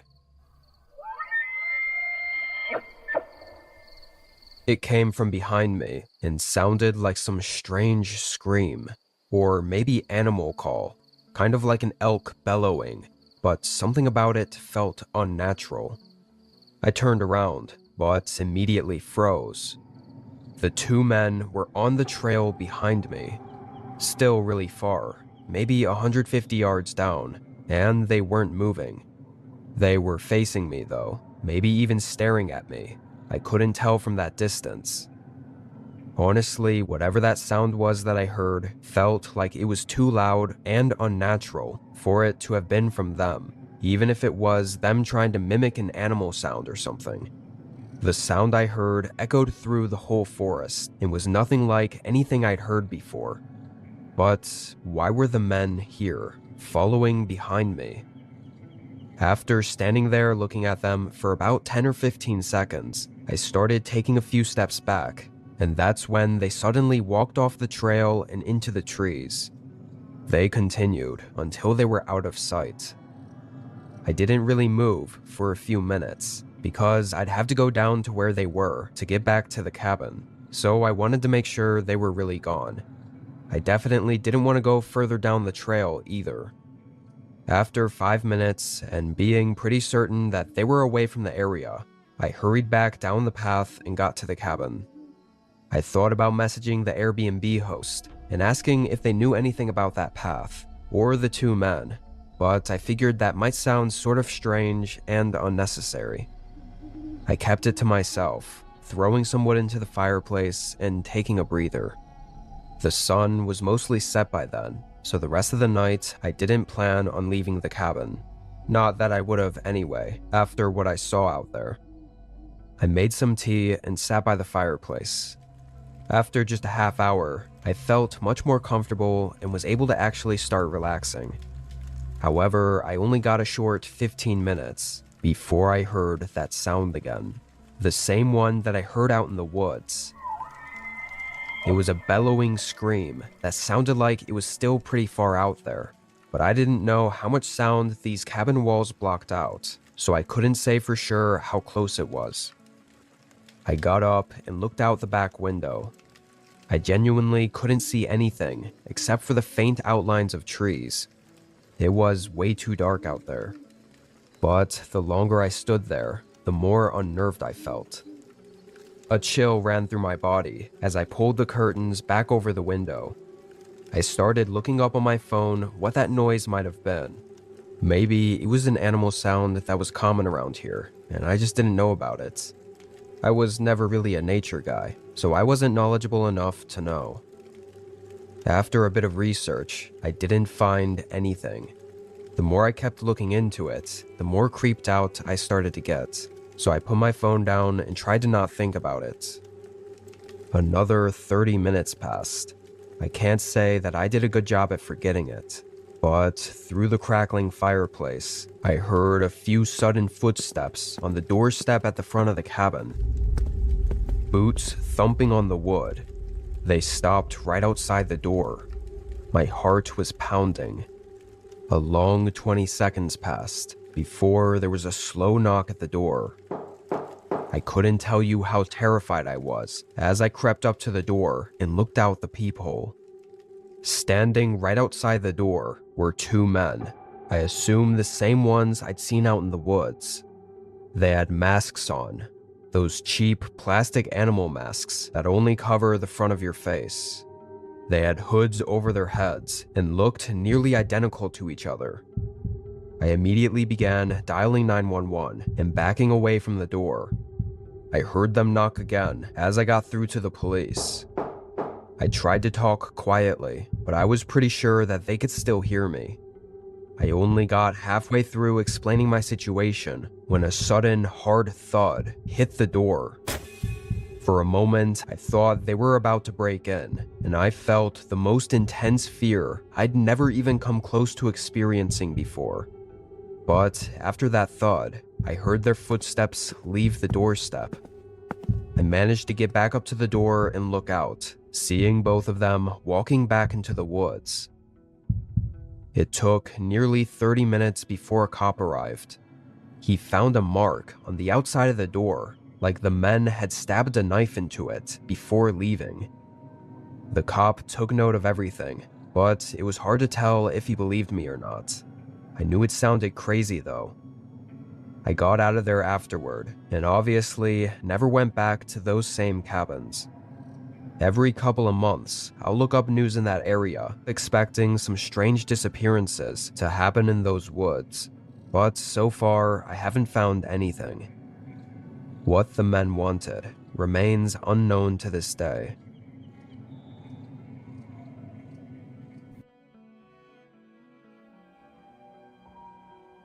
Just last year, I'd gotten a promotion at my job. It wasn't too much extra pay, but part of the new position would have me traveling a ton to different locations all over the States. I was single and really had nothing else going on at the time, so I was really excited to travel. As for where I'd stay, it was always pretty random. Sometimes hotels, sometimes resorts, and every once in a while a small Airbnb. I'm not sure why they switched it up every time, but I thought it was interesting at the very least. Anyway, this week I was heading to a new town to visit their department of the company, and I was booked for an Airbnb nearby. I'd already had the promotion for 8 months at this point, and had gotten fairly used to it, so the excitement of seeing where my next stay was at had kinda died out. Once the plane landed, I got my rental car and started heading to the address of the Airbnb. I noticed right off the bat, though, it was farther than usual from where the company building was. Usually, if it was an Airbnb, it would be because it was very close to where the site was. But I think this time, the drive took 40 minutes. And when I arrived at just about 1 a.m., I thought there was a mistake. The place was huge. I mean, at least 4,000 or 5,000 square feet, with a huge yard and everything. I had to triple check this was the right place, and it was. I got everything inside, and I have to say, although the outside looked really nice, it definitely didn't look quite as good on the inside. Maybe just a bit old-fashioned for my taste. Still, I couldn't complain. There was a ton of space, way more than I could ever use. After the long flight, I was too tired to explore the entire place right away. I just brought up all my stuff to the bedroom, turned off the lights, and got in bed. As I laid there, I noticed how creaky the house was. It felt like it was making a lot of noise. Nothing concerning, but just these creaks and thumps in the walls. I thought it must have been just how bigger houses were. I mean, I wouldn't be one to know. I don't think I'd ever been in a house this big. But unfortunately, I'm a pretty light sleeper, so the constant noises kept me up long enough to realize I needed some water.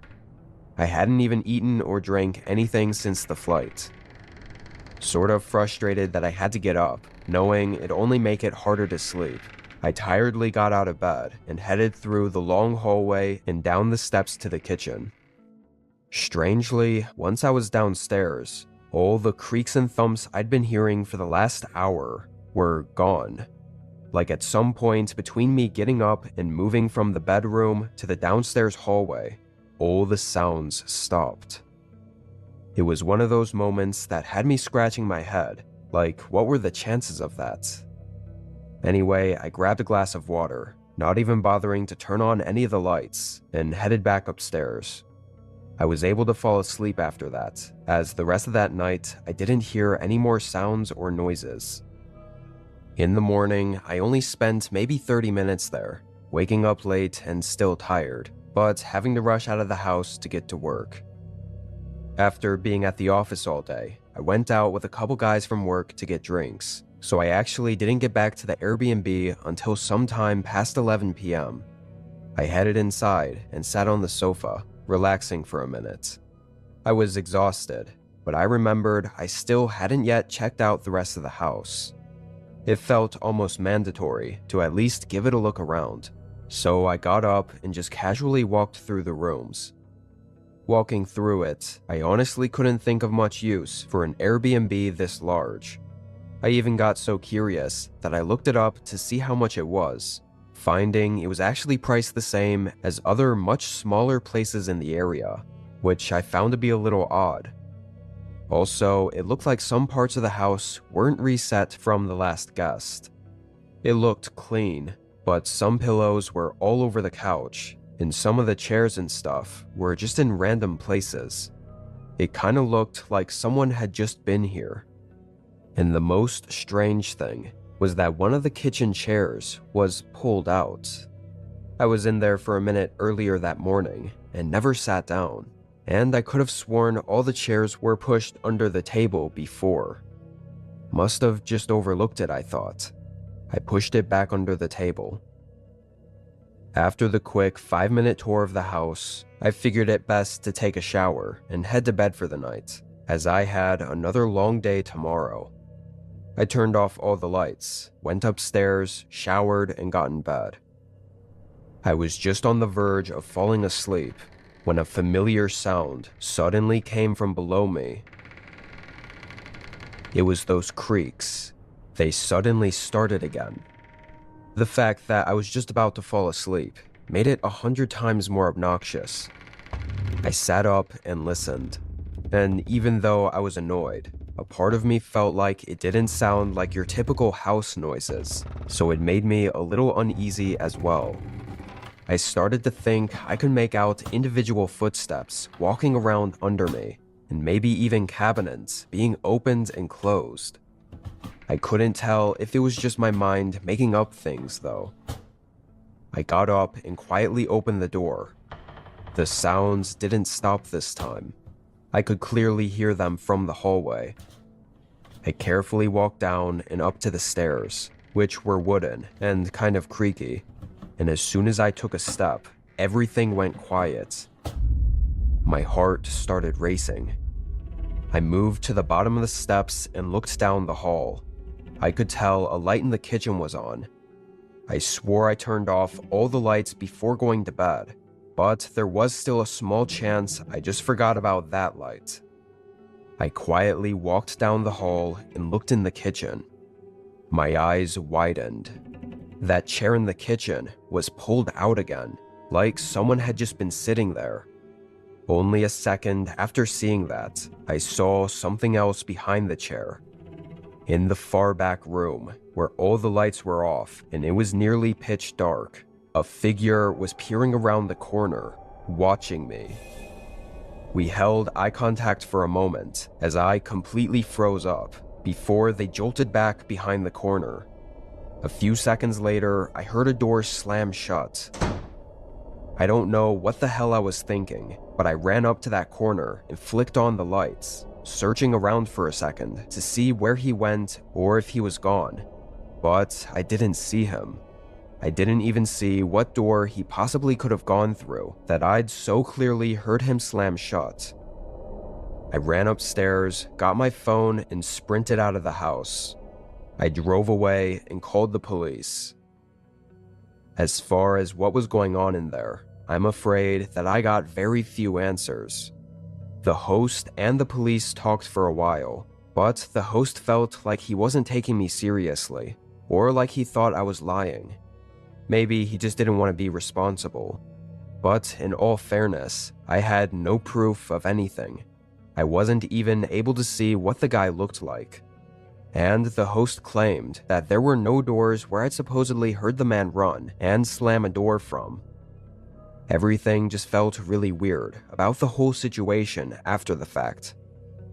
My company was nice enough to just move me to a hotel for the rest of the week, but honestly, I was pretty shook for the rest of that trip.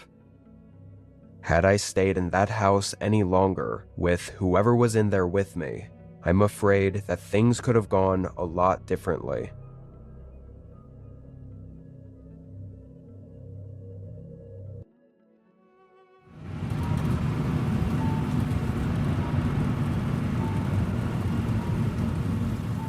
I was seeing a few relatives during a trip I was taking across the country. They lived in a city I was passing through, about halfway along my drive, so I thought it'd be nice to see them and spend some time there. I booked an Airbnb in their town. It was just a typical small home in the suburbs, nothing too fancy or cool, just a place to stay at for a couple of days. I got there really late. I think it had to be 10 or 11 p.m. There was an email from the owner, Jay, that I got earlier with a passcode and everything to get in. While I was getting some stuff out of my car in the driveway, though, I was partly alarmed by a man walking right up behind me. It was Jay, the host. I'd maybe been in the driveway for less than a minute, and I wasn't expecting him, or really anyone to be out here this late. He started casually talking to me and offering to help carry some things up to the door, and also showed me into the house. I was tired, too much to be confrontational, but I did feel weird he was even here. Usually, I never even met or talked to the other hosts of Airbnbs. I was sure he was just trying to be nice, though. Maybe I was one of his first renters. He gave me a quick tour, even showing me up to the bedroom before saying goodnight and walking back downstairs. I started unpacking a bit, but really was waiting for the guy to leave so I can rest for the night. I thought if I went down there while he was still around, then he might strike up another conversation, which I was not in the mood for. After a minute, I never really heard any signs of him leaving, like a door opening or closing behind him, so I went downstairs real quick and just made sure he was gone. Didn't see him anywhere, so I locked up the door, grabbed what was left, and went back to the bedroom. It was late, so of course I just unpacked and went to sleep. In the morning, I saw my relatives, but only spent a few hours with them, so I was back at the Airbnb around noon and stayed inside just watching TV until dinner time. I went out to pick up something quick for dinner, but when I pulled into the driveway and headed up to the front door, I noticed it was unlocked. That was really weird because I don't think I'd ever forgotten something like that, especially not while staying in a foreign town at a rental property. My mind instantly thought back to the owner, Jay, and how sort of invasive he was when I first met him the night before. This seemed like much more of an overstep though, so I hoped it wasn't him, and was actually me just forgetting to lock it. I opened the door and stepped in. "Hello? Anyone in here?" I called out just to be safe. There wasn't a response, and all the lights were still off, so I closed the door behind me and went on with my night. I tossed the food on the table in the living room, turning on the TV and preparing to spend the rest of the night there, when something got my attention. It was a noise in the other side of the house. It sounded like something hitting the wall. I turned my head and looked down the hallway toward the sound, but I knew I wouldn't see anything. Now, even recounting for what happened that night, I find it odd that for some reason I was very fixated on that single, somewhat unprovoking sound in the house. I felt like I had to know what it was, or like it was something I should be cautious about, even after just hearing it once. I got up from the couch and walked into the room on the far side of the home, which I think was the family room, or maybe just a reading nook. Not sure what it was exactly, but it was a very small room in the back of the house, with a sofa and a nightstand. But just a sofa and nightstand. No windows, no decorations, no TV. It was very plain and empty, which made it feel kind of off-putting.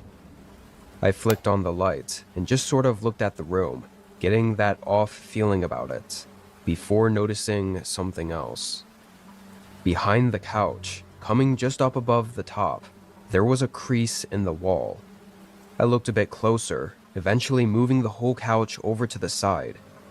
It was a door, not a regular sized one, but like a small, maybe 3-foot hatch door. I mean, had I not heard anything and been looking around so intently, I never would have noticed it, especially not behind the couch. I felt uneasy as I reluctantly tried to open it, but it was locked. There wasn't a lock on the outside though, so it had to be locked from the inside, which made no sense at all. Something in me felt like there was something really disturbing behind that door, and I would not be able to stay here and feel safe unless I knew what it was. I couldn't just break down the door though. I pulled out my phone and called the number on the Airbnb, Jay's number. My thought was that if he acted weird about telling me what's back there, or if he tried to come over, or if I just got a bad vibe, then I'd leave right away. I walked up to the front window and looked outside as I called Jay's number. It was dark, but I wanted to be prepared if he just suddenly showed up at the house, like he did on the first night. The phone rang through, so I dialed again. I tried over and over for a few minutes, eventually giving up. Honestly, I didn't know what to do. It was hard to know if I was overthinking this, or if this was something where I should actually just trust my gut and pack up and leave. I walked back down to the small room and stared at the door for a minute.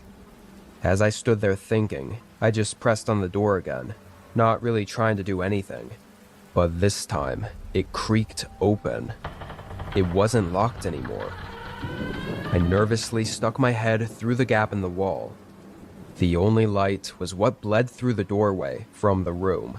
but I could see a dark staircase going down into some sort of unfinished basement with old, sketchy wooden steps. I couldn't even see the bottom. It was too dark. However, I could see the lock on the back of the door. It was one of those bolt locks that you slide back and forth, meaning it was manual. Someone had to have just been behind this door and physically unlocked it. My face went pale. I backed away from the wall. I was so horrified, I couldn't even think for a moment. Was someone inside the house with me?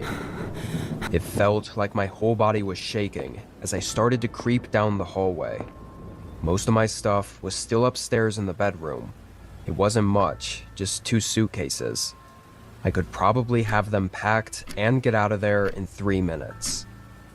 Not my best move, but that's what I decided to do.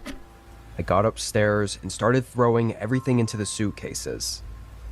The paranoia of someone possibly being in the house with me had me glancing at the doorway to the room constantly, afraid someone might appear there any second. I was just able to stuff the last suitcase when I heard a creak from the hall outside the room. When I got up and looked out, though, nobody was there. It was really hard to hold myself together, but I knew I had to get out immediately. I picked up both suitcases and started hurrying toward the stairs, half expecting one of the doors in the hall to swing open suddenly. But I got down to the front door, running out, and with both hands full, I didn't even bother closing it. But not 3 seconds after I left, before I even reached the car, the front door slammed shut behind me. That only confirmed my worst fear. I got in my car and got the hell away from that place. Later, once I got to a hotel, I tried calling Jay again, as well as texting him. He never answered or responded. Personally, I think Jay had a hidden basement below the house that he was staying in, possibly used to spy on me, or maybe even worse. What's really strange is how after I found the doorway, Jay completely cut me off and stopped responding. He probably snuck out while I was trying to call him, but what he was going to do after knowing I'd found the room, I really have no idea. I guess it depended on what he was hiding down there. Honestly, I think if I had gone down there and figured out what was going on, I don't think Jay would have ever let me leave that house.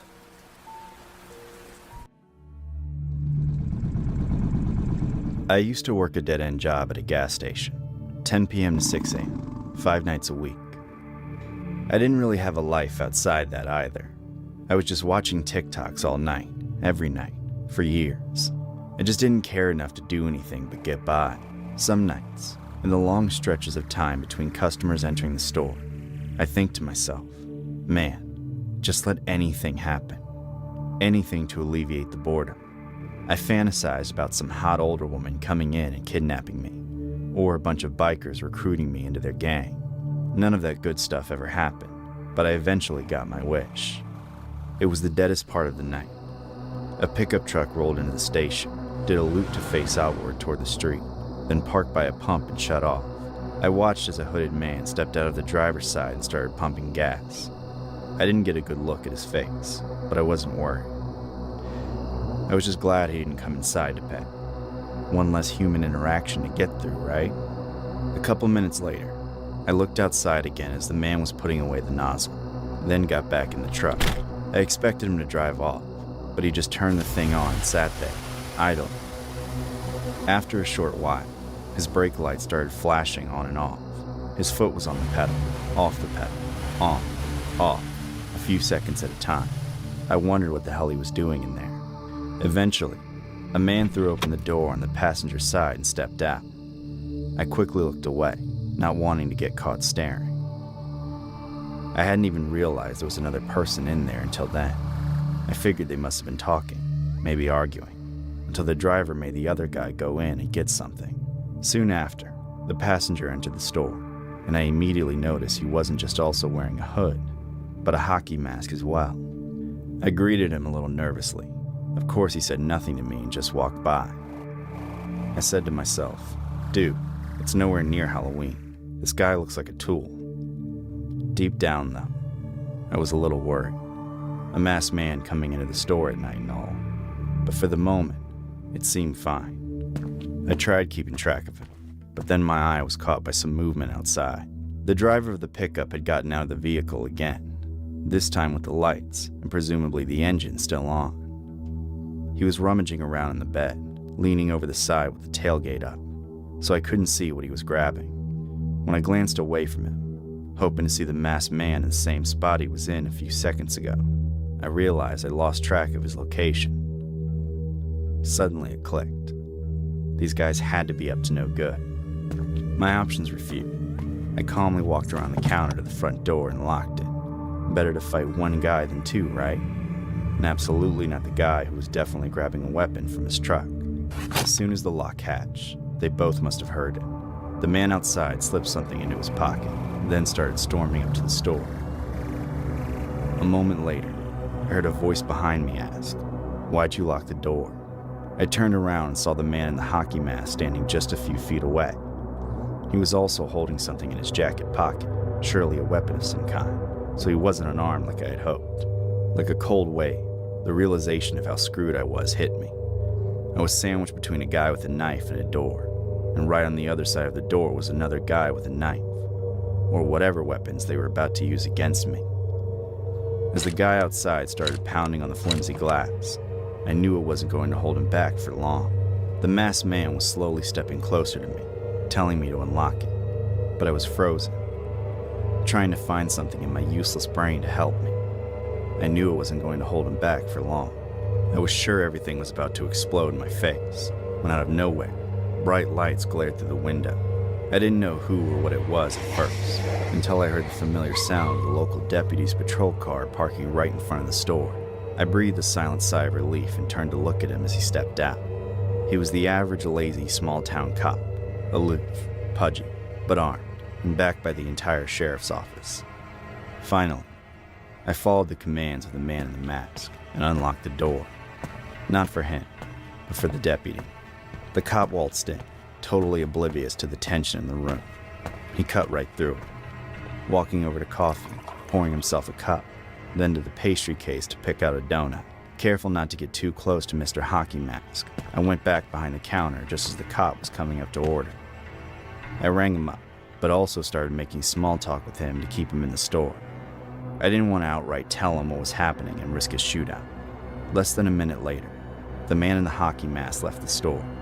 His friend outside shot me a look straight out of one of my nightmares.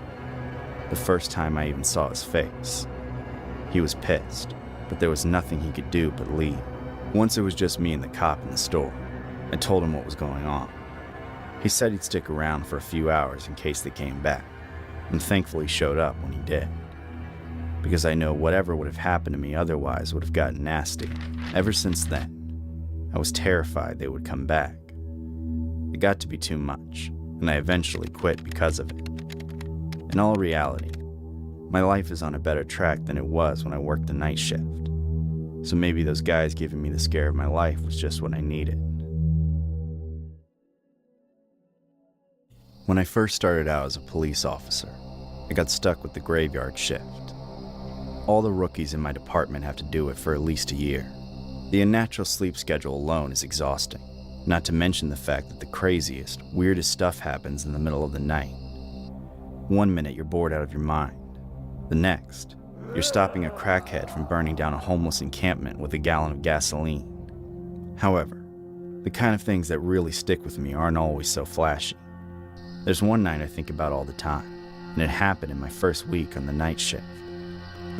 Back then, I was working with a partner who was showing me the ropes. We were on patrol, rolling through the empty streets with no one in sight. Around 3 a.m., we passed by a restaurant and noticed there was a dim light on inside. We both agreed the place had been completely unlit the last time we saw it that same night, so we decided to check it out. Strangely, the front door was unlocked, but other than that, nothing seemed out of place. We opened the door and shouted inside, "Hello? Anyone in here?" Our voices echoed through the empty building with no response. Something didn't feel right.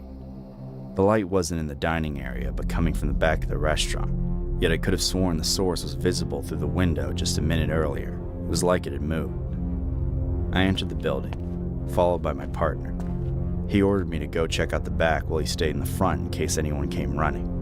But I was already making my way to the kitchen. There were no windows in there, no street lights pouring in. Just me and that warm but dim light I was chasing. It seemed to have moved again, now coming from behind a door that was slightly open. Once again, I announced my presence. "Police, come on out." Nothing, not a sound. I approached the door and opened it.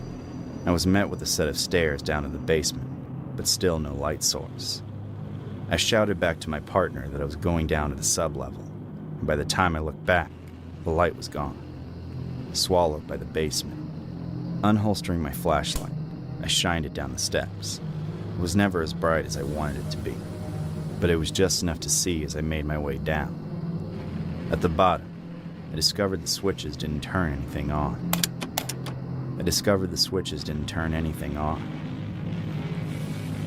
As for the initial light, I saw it when I looked up. It was coming through a ceiling vent. Immediately, my mind went to fire. I even reached for my radio and was about to call the fire department, but then I hesitated. I didn't see or smell any smoke, and the light had only gotten dimmer, not grown brighter like fire. Confused, I walked directly underneath the vent and shined my light at it. Yet again, there was nothing to see. My flashlight outshone whatever was casting the other light, and when I turned my flashlight away, the original glow I was after finally just disappeared. At this point, I was really scratching my head, trying to figure out what the hell I was seeing. Eventually, I decided it was nothing and started going up the stairs. But then, at the third or fourth step, I stopped. I heard something, like rats in the walls. It was a hollow, echoey scratching. I turned around, and as the sound continued, it was coming from the same vent I was just looking at. Something was crawling around in it. I stood there for about 20 seconds, listening, until it stopped. Quietly, I made my way down the steps and underneath the vent once more. I looked up without my flashlight to see if the glow would return. I couldn't see anything, but I could hear something else. A raspy, shaky breathing. As my heart began to race, I pointed my flashlight at the vent again, this time putting it right up to the grate. The light shined through the slits and inside the vent, falling on a sight I'll never forget. A human face. It stared right at me, a look of insanity in its eyes, before shifting away and disappearing. The crawling sounds came back, louder than ever, like they were bearing down on me. After a moment of shock, I headed toward the stairs to get back to my partner. But when I looked up to the door, I saw a dark figure standing in my way. They were tall enough to fill the doorway, but the second I shined my light to get a better look, they slammed the door shut. I unholstered my gun and ran up the stairs. I tried to get through, only for the damn door to be locked. I banged on the door non-stop, calling out to my partner. Moments later, it opened, and he was on the other side, looking utterly confused. It stared right at me, a look of insanity in its eyes, before shifting away and disappearing. The crawling sounds came back, louder than ever, like they were bearing down on me. I asked him if he'd seen anyone going his way, but he said no. We'd been alone the entire time as far as he knew. I was left completely dumbfounded. I told him everything that happened and he helped me search the rest of the place. But in the end, he refused to call for backup. He told me it was best if I didn't earn a reputation for spooking myself, which I understood meant he didn't believe me. And if anyone else in the department heard about it, they'd laugh at me. Just a rookie seeing things in the graveyard shift. That night, I chose to accept it and tried to move on. But I've never forgotten. I just don't understand. There was no way for anyone to leave the building except by going past my partner out the front door. So where did that person go? How did they even get in the vent? There was no sign of breaking and entering anywhere either, so I don't have a clue as to what they wanted. What freaks me out the most is that face I saw looking back at me, and the sight of the person who locked me in the basement. I'm just glad I got out of that situation without confrontation. Who knows what could have happened? A few years back, I was doing food deliveries after work to scrape up some extra cash. Since it was late at night, not a whole lot was open. Only a few local places were holding it down. One pizza joint, a Thai place, and an Indian restaurant. All serving fresh hot food to the night owls. I'd make deliveries for these places for about 2 or 3 hours, then call it quits. One night, I picked up an order from the Indian place. It was chicken biryani, probably the most popular item on their menu. The address was farther away than usual, out in a part of town I couldn't remember ever delivering to. I didn't know if it was because people didn't really live there, or if it was supposed to be out of range, but I drove there anyway. The closer I got, the more unsure I became that I was even going to the right place. The street seemed completely deserted. All the houses looked abandoned, and I barely saw any cars parked in the driveways. Even the streetlights didn't work. Everything was so still and dead. But then, for just a moment, I saw someone in the window of one of the houses. I turned my head to get a better look, only for them to disappear into the shadows behind them. The house itself was just as old and run down as all the rest, with no lights on inside. But knowing there was someone in there made it feel different. Of course, it also had to be the house I was supposed to deliver to, and it got weirder. Despite their initial instructions to personally hand the order to them, the customer messaged me on the app saying, "Hey, I had to leave, but the door is open. Just put it on the table. I left an extra tip for you there." Immediately, a bunch of questions ran through my head. First of all, why order delivery just to leave before it gets there? But more importantly, why lie? They had to know I saw them in there, though I started trying to rationalize it. Maybe that was their kid or something, who was told not to answer the door. Yet if that were the case, telling me to go in there and be alone with them, even just for a few seconds, made it feel even stranger. After debating it for a bit, I finally decided to just get it over with.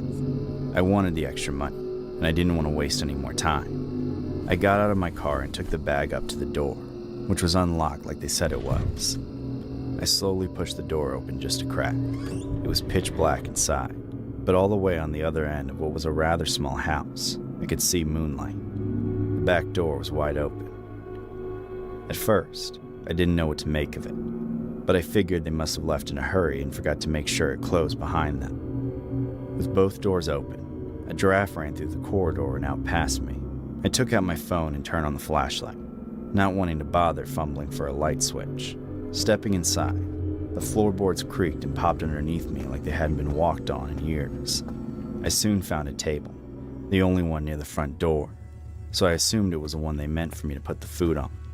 They didn't leave any tip there like they promised, though. I was disappointed, but it was okay. I set the food down. But then, instead of leaving right away, I thought I'd do them a common courtesy and close the back door. Otherwise, it would let out all the warm air and their house would be cold when they got home. I walked over and shut it. Then I turned around back toward the front door. When the light from my phone hit it, I saw something that made me freeze. There was a figure, a person standing in the way. The light was too dim to make out any major details, but they were tall, looking right at me, and blocking the front door. I slowly reached for the door handle behind me, quietly turned it, then I bolted out the back door. I sprinted around the house and got back to my car as fast as I could, then sped off without looking back. Once I was out of the area, I finally looked down at my phone for directions, but instead, I saw a text from the person who placed the order. It said, "You're lucky you're fast." I didn't respond. What was the point of talking to them anyway? I knew the person I saw in the house must have been them, but that was about it. I didn't know what they wanted, except that it was far from good, and I couldn't even be sure that they were the actual owners of that house. It was probably vacant for all I know. After all that, I had some trouble settling down, so I figured I'd make a few more deliveries before going home. But I couldn't sleep. I kept thinking about it. I hate to think about what would have happened if I hadn't gone to the back door, and instead returned directly to the front, where that creep was lurking. That and if the back door had somehow locked or jammed once I closed it, if I still would have been able to escape. Recently, things have not been going well for me. Last year, my wife and I lost our 5-year-old son very suddenly. We didn't know how to handle it. I buried myself at work, staying out of the house for as long as possible, not even having the strength to talk to my wife. Everything reminds me that he's gone. A few months ago, my wife left to stay with her mother for a while, maybe forever. I can't blame her, but now it's just me in the house, completely alone. Most nights, I stay at work until my boss literally orders me to go home. I always dread walking through the door, where there used to be the sounds of my wife coaxing her son to bed. There's only dust. That was until a few weeks ago, when I got home close to midnight. I heard it before I even stepped inside. The home security system was blaring. The alarm had been tripped, as if someone had broken in. Carefully, I made my way to the door, but it was still locked. I used my key to get inside, still not seeing signs of anyone, then punched in the code to turn off the wailing siren. Silence fell immediately. I listened out for sounds of anyone, anything, yet there was nothing. The house was completely still. Suddenly, my phone rang. My heart jumped, but I soon realized it was just the security company calling to see if they should send the police. I told them I'd handle it myself. Hanging up, I combed through the house, checking every corner, behind every door, and even the attic. I made sure there was no one home but me. That night, I was exhausted enough to shrug it off as a false alarm. Then I fell asleep. I didn't forget about it though. It stayed at the back of my mind. And then, a few nights later, something else happened in the middle of the night. This time, I was awoken by a familiar sound, a thumping against the wall. On the other side of the wall was my son's old playroom. And the sound was just like when he would throw his toys at the wall during playtime. My blood ran cold, but no, it couldn't be that. Instead, my mind raced to the next conclusion. Someone was in there, messing with the stuff. I shot out of bed in a fit of rage. Nobody had been in the room in months. It was supposed to be left untouched, not ransacked by thieves. I stormed down the hall and threw the door open. I stood there confused. Nobody was in the room, but all his things had been thrown across the floor. His dresser empty, his toys broken, even his pictures torn. At this point, I was useless. With the thought of some burglar breaking into the house just to destroy the memory of my son, I could do nothing but call the police. The findings of their investigation that night were strange, to say the least. The bedroom window was still intact and locked. The alarm was never tripped, and there seemed to be no sign of theft or forced entry. However, they promised to keep a lookout for any suspicious persons in the area. I thanked them and they went on their way, leaving me alone to pick up the pieces of my son's room. All I could wish was for that to be the last of it, but the ordeal was not over. A few nights later, that same week, I was in bed, struggling to sleep. The minutes dragged on and on, until it was past 4 in the morning, and I still couldn't keep my eyes shut. Something was wrong, and I was going to get to the bottom of it. Then, in the dead of night, I heard a sound, clinking in the kitchen. For just a second, a pile of dishes got moved and resettled. I quietly got out of bed, then made my way to the kitchen. I stood in the center, scanning the countertop, until I looked at the strainer in the sink. The knife I had washed and left there to dry earlier in the evening was gone. Feeling naked and vulnerable, I began to panic. I looked around for whoever could have taken it. Then I saw someone standing in the dining room. They were just a kid, a boy, far too grown to be my son. But other than that, they could have been anyone. And they were standing in my house with a knife. In a split second, I decided to fight. I screamed and charged the kid. They immediately turned tail and ran for the back door. As they fumbled to get it open, they dropped the knife to the floor. They got 1 foot outside, but I was just about to grab them, only for the door to slam shut right as I got there. I smashed into it face first, sending blood gushing out of my nose. I took a moment to collect myself.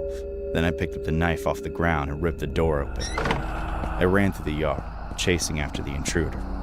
But then I found myself in the middle of the street, and they were nowhere in sight. They had disappeared, and in their place was a pair of blinding headlights that began flashing red and blue as they came to a stop in front of me. It was a cop, on the same patrol through the neighborhood I had made them start doing in the first place. There I was, almost naked in the middle of the street, at an ungodly hour. A knife in my hand and blood running down my face and neck. It must have looked insane. I'm sure the only reason I didn't get arrested was because the cop recognized me. He ushered me inside and took my statement. But instead of promising to go after the little bastard who broke into my house and busted my nose, he told me to get some rest and book an appointment with a therapist. In other words, he thinks I'm crazy. And now the whole neighborhood thinks so too. I'm no freak though. Someone is terrorizing me, tormenting me with the loss of my son. Maybe they even had something to do with his death. When I find out the truth, I'll leave an update. On nights when I can't sleep, I get in my car and start driving for Uber. It's a perfectly mindless, monotonous thing to do for a while until I get tired enough to go home and crawl into bed.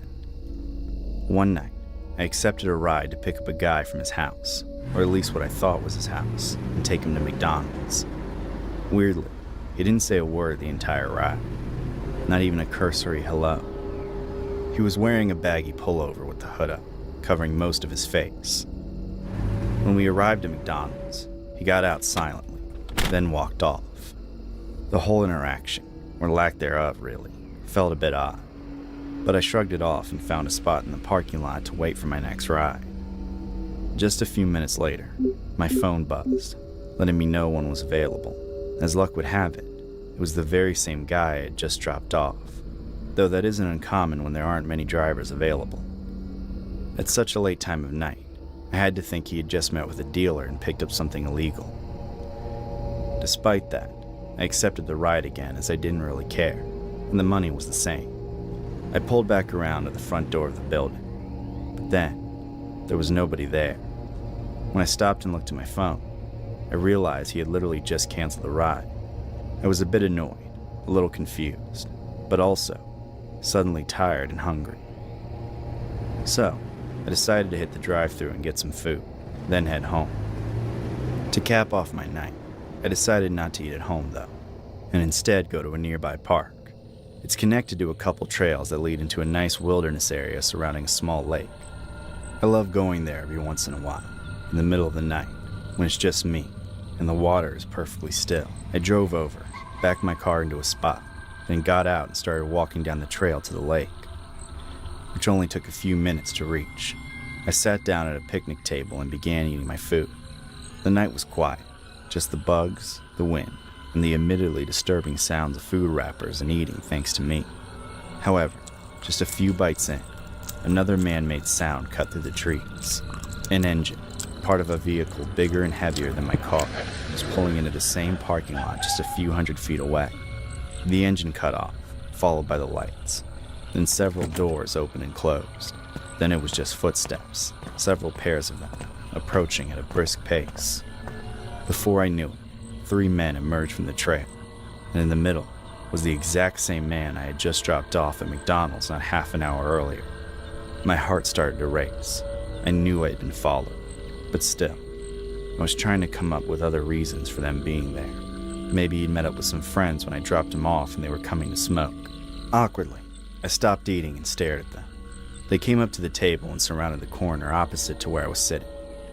When they didn't say anything amongst themselves or to me for a moment, I finally just stood up and started repacking my food, saying I'd let them have the table since it was the only one there. That's when the man I drove said something, at last looking at me.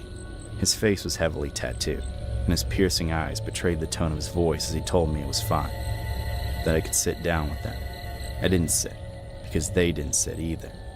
Then, he pulled something out of his pocket, a flask. He held it out to me, his arm stretched over the table, offering me a drink.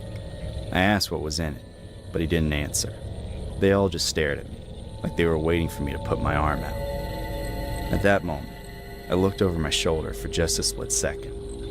I'd heard something. Another set of footsteps, emerging from a different trail nearby, directly behind me. I didn't give any time trying to figure out what they looked like, or whether or not they were with these other men. I just ran. I dropped my food, ducked to the side, and ran. Immediately, all four of them started chasing after me. They kept shouting, "Stop, stop," but I didn't listen. Hell no, I wasn't stopping. I sprinted for my life. I don't know how I gained as much ground on them as I did.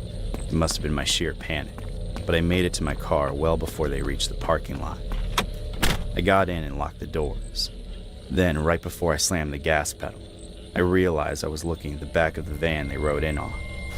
I floored them, swerving out of the spot and spraying mud in their faces right before they got to my car. Then I drove like a madman. I didn't stop speeding until I got back to my apartment complex, where I waited with the lights off for at least 20 minutes to make sure they hadn't followed me there before I went inside. I had lost them, if only by the skin of my teeth. It's been a few weeks since then, and I haven't stopped thinking about this. I have to think the whole Uber ride to McDonald's and the canceled return trip were all a setup to some sort of trap, but I don't know for what. Were they trying to rob me? Kidnap me? Lord knows I'll never get a chance to ask them. I'm just glad I didn't decide to go straight home with my food. Otherwise, I would have led them straight to my apartment. One thing is for sure. Driving Uber at night is no longer an option for me, as I never want anything like this to happen again.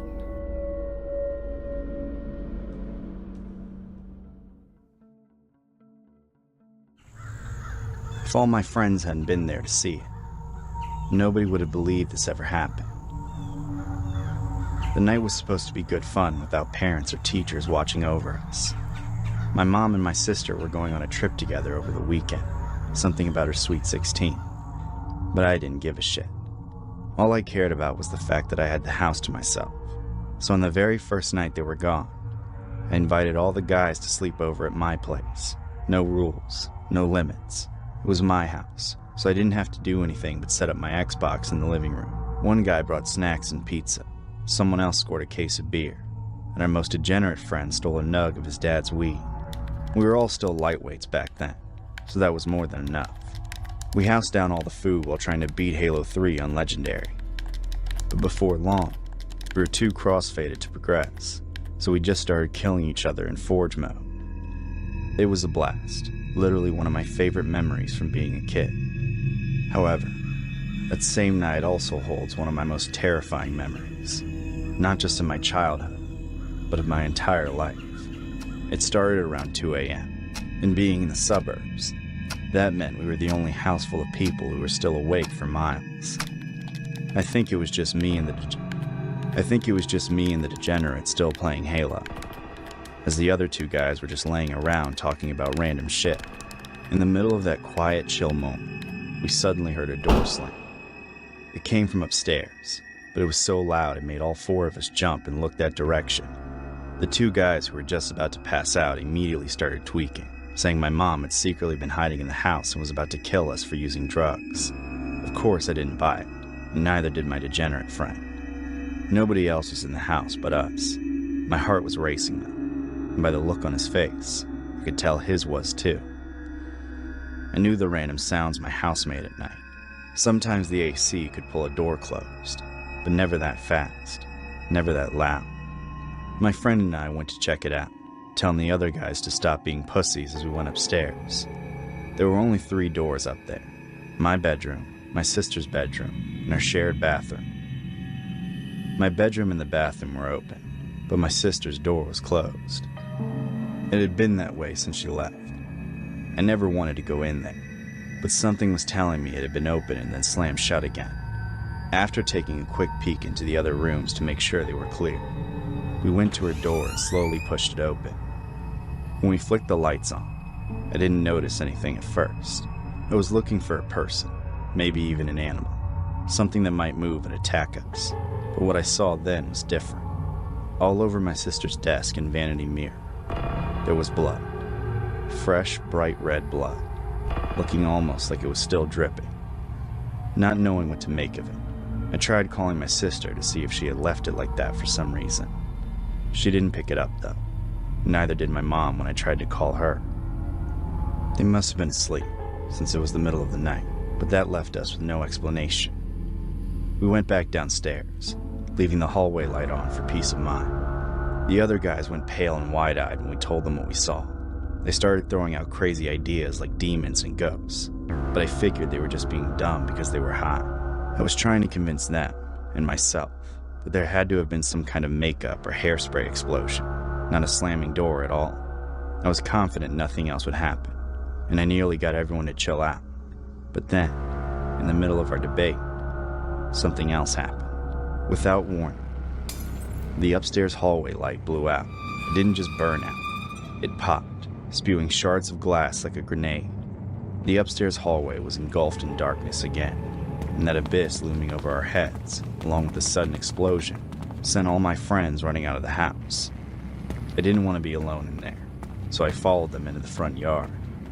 When I joined them, they were all facing back toward the house with horrified expressions.